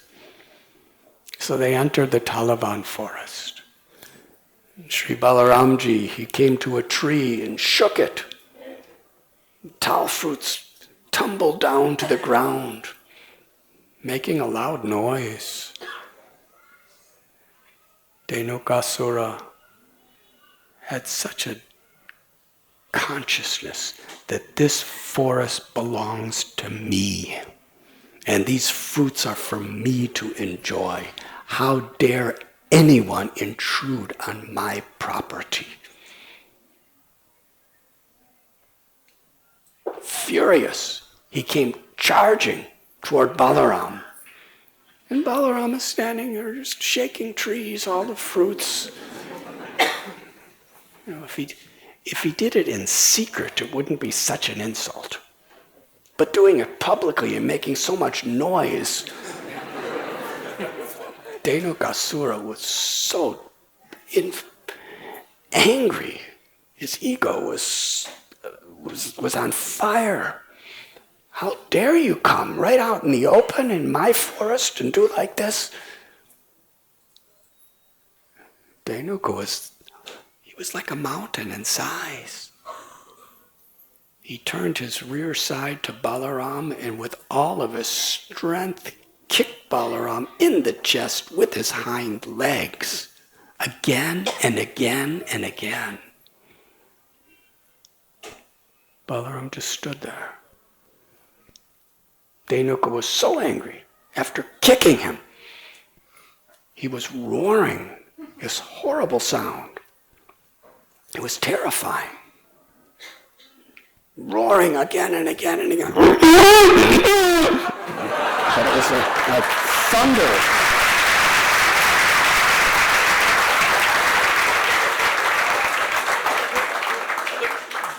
Obsessed with anger, ran in circle after circle after circle, and returned to Balaram, faced his rear end at him, and pounded his legs on Balaram's chest. Balaram stood there patiently. Then with one hand he grabbed the hind legs of Dhenukasura, lifted him over his head, whirled him in circles until Dhenukasura was so dizzy that he died. Then Balaram located the tallest of all the tall trees in Taliban. This is the way he honored Dhenukasura. He threw his dead corpse on the top of the highest of all the trees. And the tree started rocking back and forth, and the fruits were falling down, and then the tree hit another tree, and then trees started moving back and forth, and all the trees, and they started breaking. And the friends of Dhenukasura were so upset. They couldn't tolerate.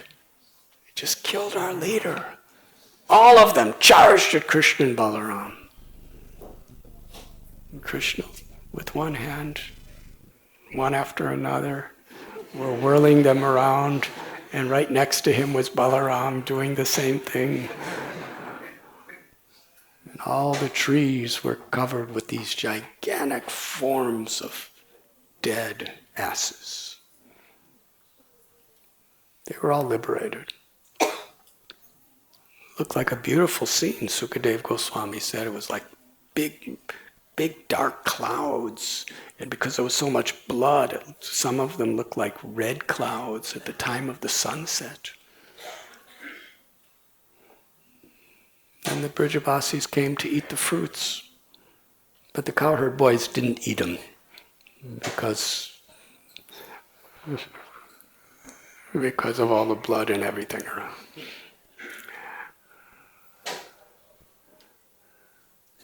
And this Dhenukasura consciousness, this mentality of I and mine,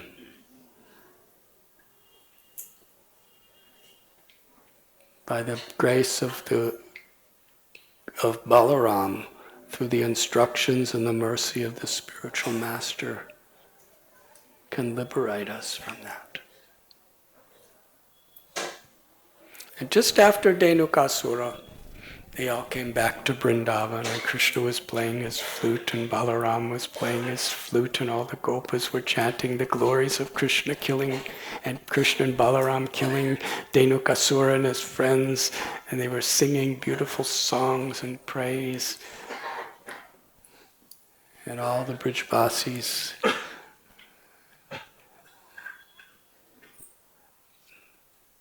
they welcomed Krishna and Balaram back to their home, to Nanda's home. The gopis gazed at Krishna with eyes like bumblebees toward the nectar of Krishna. After a long day of separation.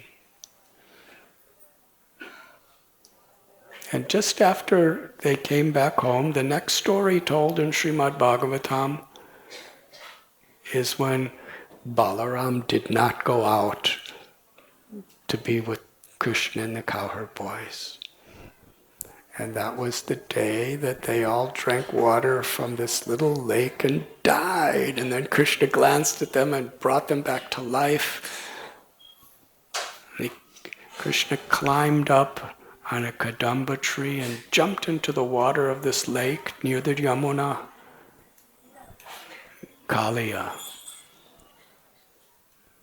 Kali emerged with his many heads and wrapped up Krishna in coils. And so many inauspicious things were happening all around that Nanda and Yashoda and Balaram and everybody came running to the lake of the Yamuna, where they saw Krishna in Kaliya's grips. And Nanda and Yashoda and all the gopas and gopis, they were besides himself with grief. They tried to enter into the waters of the Yamuna, which was then the Yamuna lake, which was highly poisoned. But Balaram stopped them. Some he stopped with his words, others he stopped by holding them back. This massive, enormous serpent wrapped around little Krishna's body. Balaram was thinking, in my form of Ananta Shesha, Krishna never plays with me like this.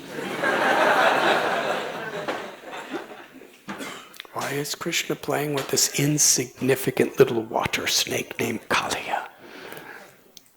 My brother has nothing, he is in no danger. And he was smiling and happy, Balaram, while all the other Brijavasis were on the verge of death, seeing Krishna in that state. Then Krishna danced on the hoods of Kaliya. And through the prayers of Kaliya's wives, the Nagapatnis, ultimately he surrendered to Krishna.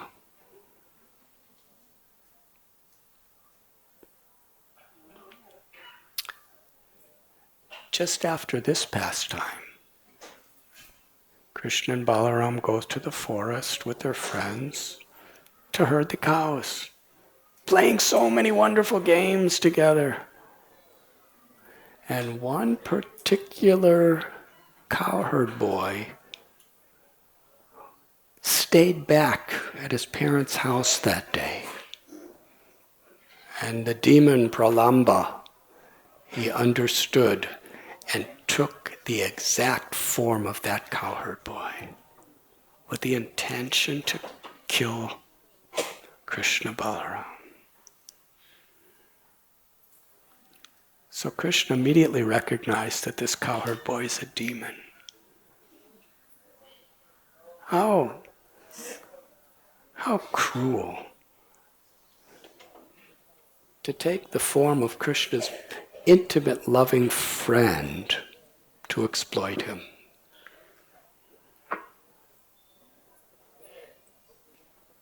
So Krishna understood, and he told the Gopas that let us divide into two parties,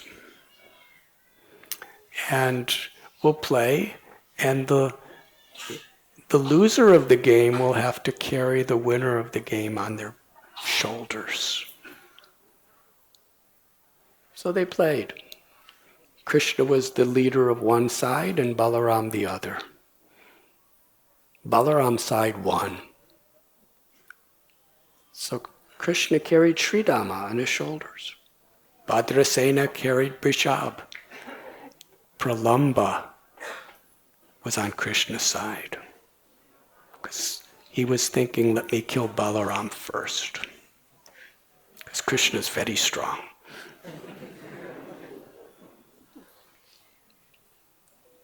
So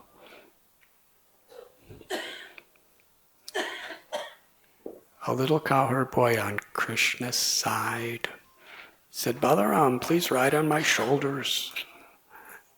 You defeated me. They were playing this game at the Bandiraka, this massive banyan tree in the forests of Bandiravan. And there, the little cowherd boy started running with Balaram deeper and deeper into the forest to bring him to a secluded place to kill him. Meanwhile, Balaram is thinking, he should have put me back. He should have put me down long ago. Where is this boy taking me? And Balaram understood. Same little size, he increased his weight until suddenly little Baladev became the weight of a full mountain. And Pralamba was having really a hard time carrying him. He was struggling so much he could no longer contain the disguise, and manifested his true form, the size of a mountain. terrible, terrible demon. And Balaram, he looked like the moon on top of a huge cloud. And he was thinking, my friend has changed in every way.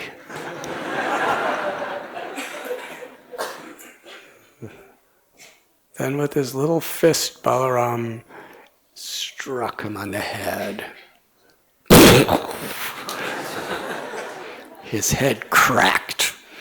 Little fist of Balaram he was angry with this little friend.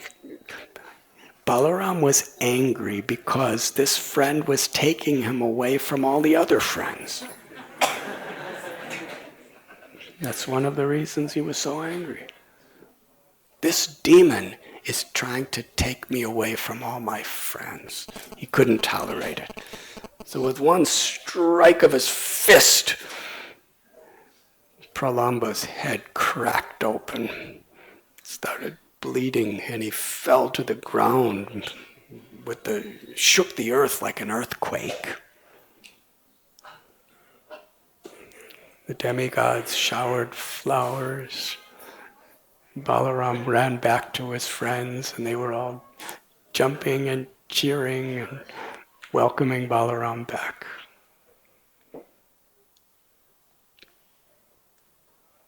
Sometimes anarthas, Pralamba represents egoism, lust. Sometimes our anarthas, like enemies, they disguise themselves as our best friends, promising, be with me and you'll be happy. Try to get our trust. It's only by the mercy of Balaram, who comes through the instructions and the grace of our spiritual masters, that we can overcome these demoniac tendencies.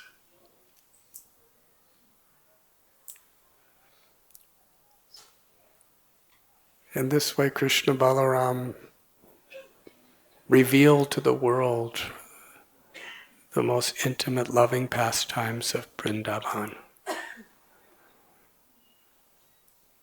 And one day a Krura came, Krishna and Balaram's uncle, and brought them to Mathura. There in Mathura, Krishna and Balaram in their wrestling arena, they wrestled Chanura and Mustika, defeated them, liberated Kamsa, and were once again reunited with Vasudeva and Devaki. They went to Ujjain to live with their guru, Sandipani Muni, where they served their teacher and his wife just like students, offering so many menial services and so eager to learn all different subjects. When they offered dakshina, some gift to their guru, Sandipani Muni and his wife, they asked for their son, who had died some time before. And Krishna Balaram brought the son of their guru back to life and reunited them with his parents.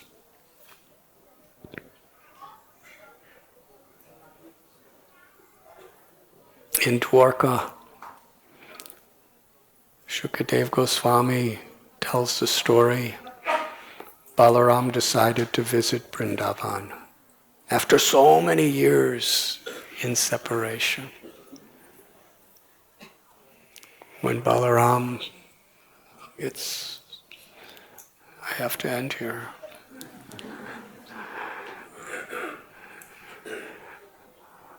But when Balaram came to Vrindavan, he was greeted by Nanda and Yashoda. Rohini was living in Dwarka with him. They were all asking, how is Krishna? He met with his Gopa friends And he met with the gopis. Balaram, the Supreme Personality of Godhead, he bowed down to his superiors, his elders. He embraced his friends. He accepted the obeisances of his juniors. Everything with perfect etiquette. He exchanged love.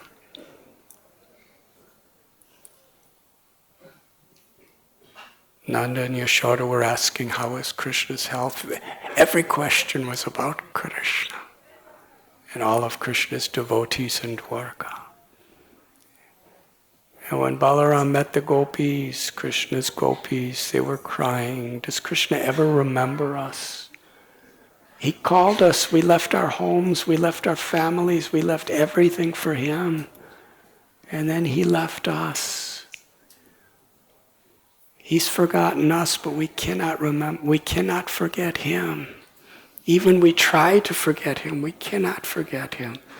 He's captured our hearts with his smiles, with his glances, with the song of his flute. Does he ever remember us? Will he ever return? Balaram consoled the gopis by narrating the pastimes of Krishna and repeating Krishna's loving messages to all of them. And then Balaram with his own gopis in a place called Ramghat in Brajbhumi, he performed the Ras Leela. Every night for 2 months. One particular event is told by Shukadev Goswami, that he was drinking Varuni beverage and he was in a very ecstatic mood, going from place to place in the forest of Vrindavan with his gopis. And he called Yamuna, please come here. We want to be in your bank. We want to swim and have water pastimes. But Yamuna, thinking that Balaram was highly intoxicated by this Varuni, didn't really pay attention.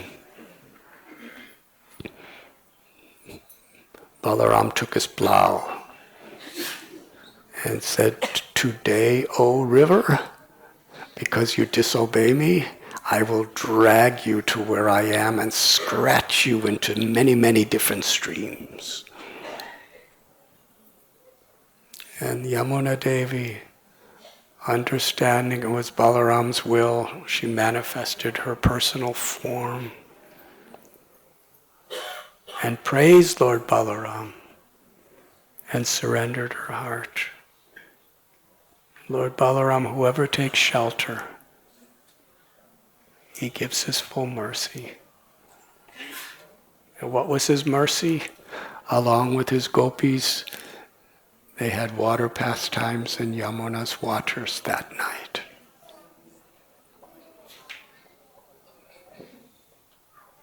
When Samba, the son of Jambavati and Krishna, went to Hastinapur, it was the Swayamvara of Duryodhana's daughter, Lakshmana.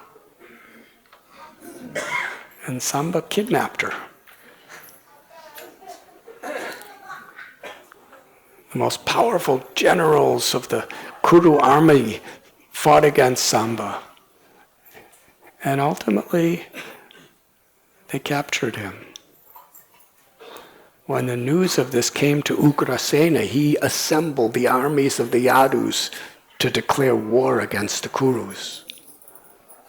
But Balaramji was very friendly toward Duryodhana. He said, why, we have such good relationship, the Kurus and the Yadus, for so long. Why should we be fighting over something like this? We could discuss it and work it out. I will go there and trust me. So Ugrasena said, yes, you go there, Balaram. If Balaram could not work things out, it was going to be a full-scale war. So Balaram, he took Uddhava with him, along with some others. They came to the outskirts of Hastinapur. Uddhava went in and announced Balaram is here. When they came out, they worshipped Balaram. And Balaram very forcefully but politely and lovingly told them to give Samba back. Krishna's son should not be a prisoner. They couldn't believe this.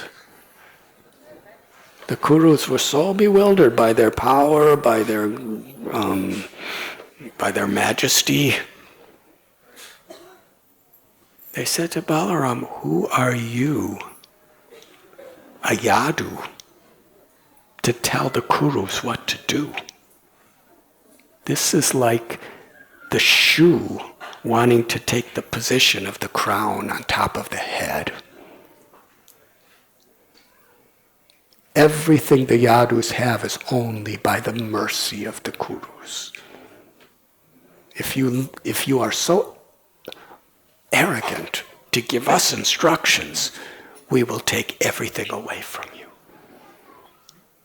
Balaram was listening. His eyes were turning more and more a red color in anger. He didn't say anything, he just listened. "Are you done?" They said, "Yes, we have completed our message."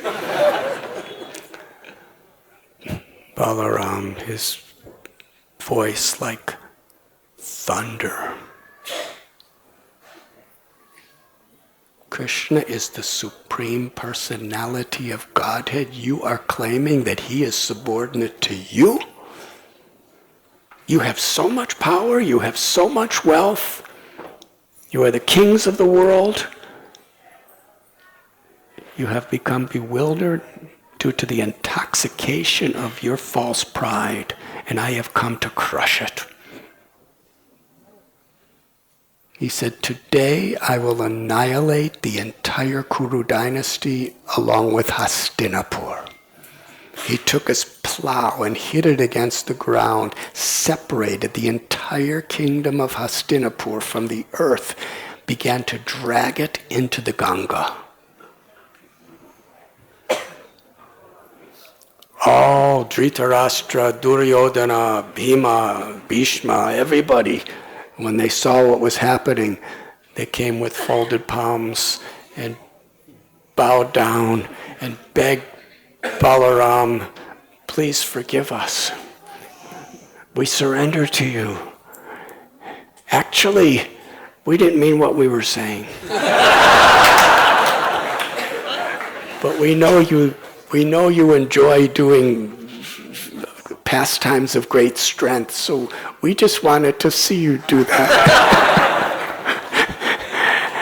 And they brought Samba and Lakshman and said, "Please take her to Dwarka." and Duryodhana started offering big dowries and everything.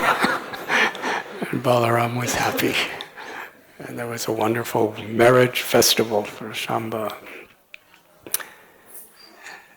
And soon after that, or actually it happened just before that, Dvivida. Dvivida was one of the very, very faithful soldiers in Hanuman and Sugriva's army, fighting with Ram against Ravana. There are many prayers in glorification of Dvivida and his brother. But it is described that Dvivida was a great devotee of Ram, loyal servant of Sugriva, fighting the battle heroically. But Dvivida was envious of Lakshman. And Lakshman's the original guru.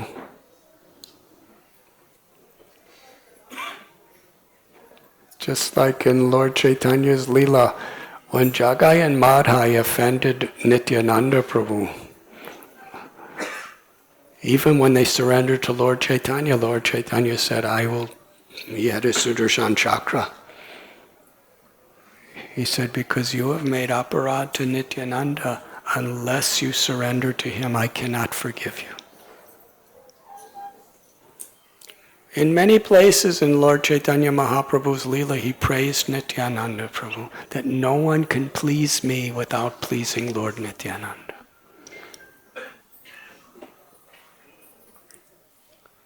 So Dvivida was envious of Lakshmana and indicated that in various ways. So later on, when Lakshman became Balaram, Dvivida lost all his good qualities because of this Vaishnava and Guru aparad. He went from being a great devotee to a horrible demon. But actually, we're all great devotees. Jivera Swarupoy Krishnara Nityadas. Love for Krishna is in everyone's heart.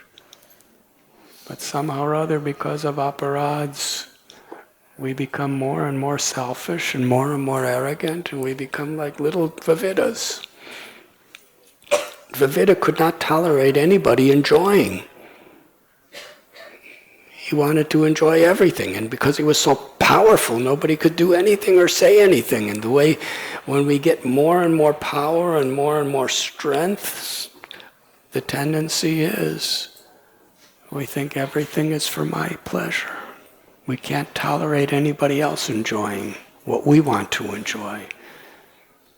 So Dvivida used to do horrible things. He would rape princesses. He would cause tidal waves by stirring the ocean with his hands.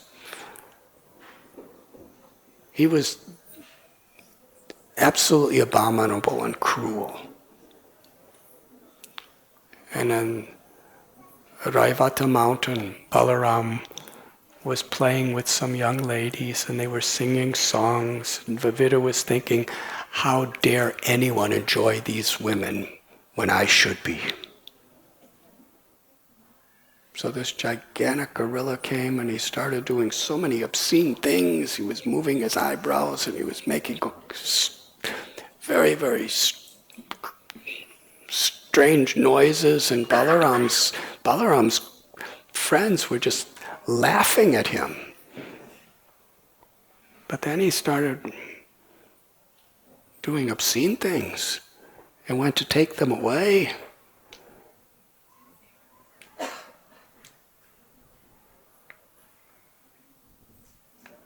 So Balaram punched him. And Dvivida was very angry. He started picking up giant rocks and Balaram was breaking them all with his club till there was no more rocks. Then he was uprooting trees, trying to hit Balaram with them. Balaram hit them all. Then when there was nothing else, Dvivida with his massive fist began beating Balaram's body, and Balaram with one touch of his hand, he broke Dvivida's neck and his head, and Dvivida vomited blood and fell to the ground and became liberated.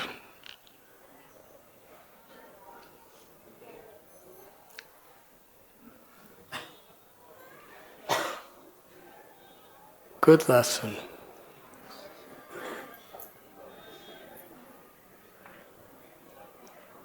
When we see envy in our hearts, when we feel this arrogance, Janasya moho yamaham mameti, I am this body, this is mine to enjoy.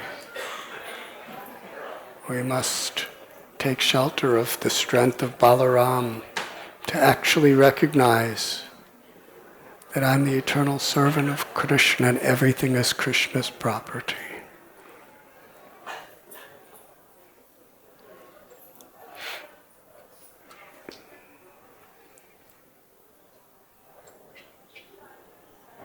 Lord Nityananda Prabhu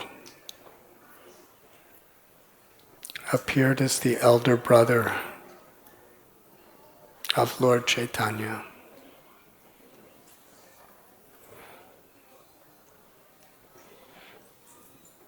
Lord Chaitanya treated Nityananda Prabhu in that mood.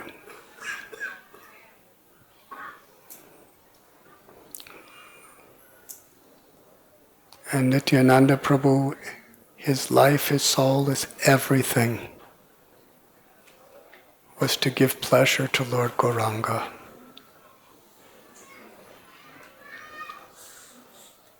And what is it that gives the ultimate pleasure to Lord Gauranga? It was that Nityananda took as his life and soul. To help the people of this age of Kali to be delivered from all suffering forever by awakening their love for Krishna, by chanting the holy names.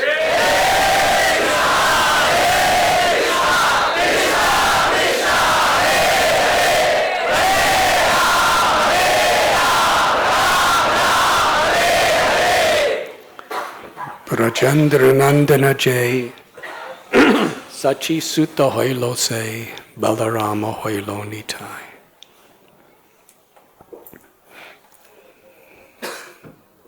Krishna has appeared as the son of Sachi Devi, and Balaram has come as Lord Nityananda Prabhu.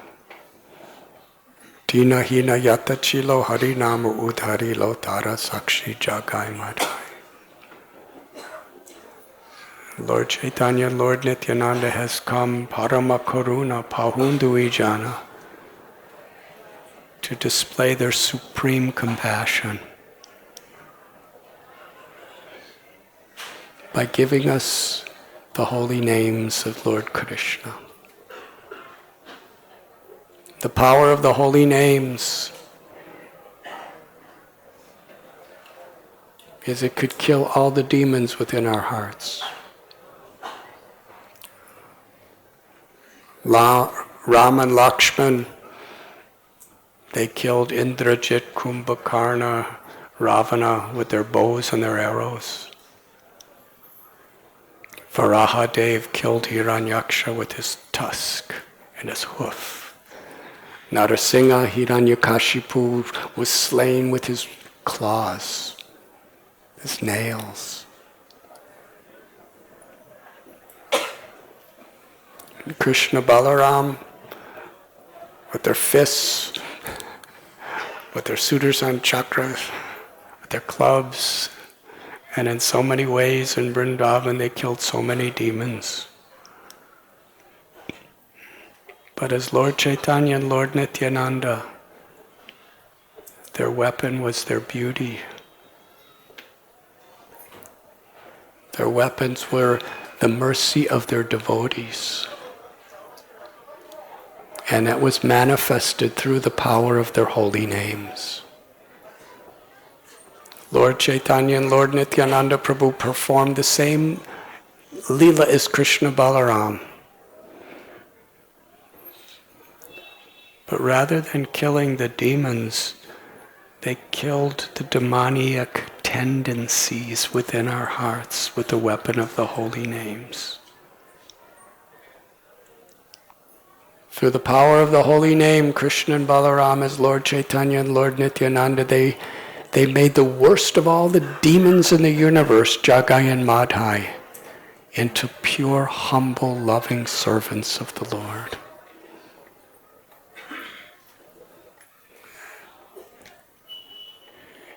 And by the mercy of Krishna Balaram, Gaur Nitai, Srila Prabhupada has come as their representative.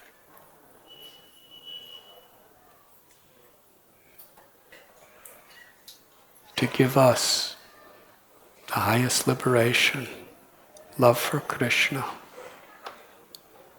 if simply we take shelter of a lifetime of service while chanting the holy names. Hare Krishna.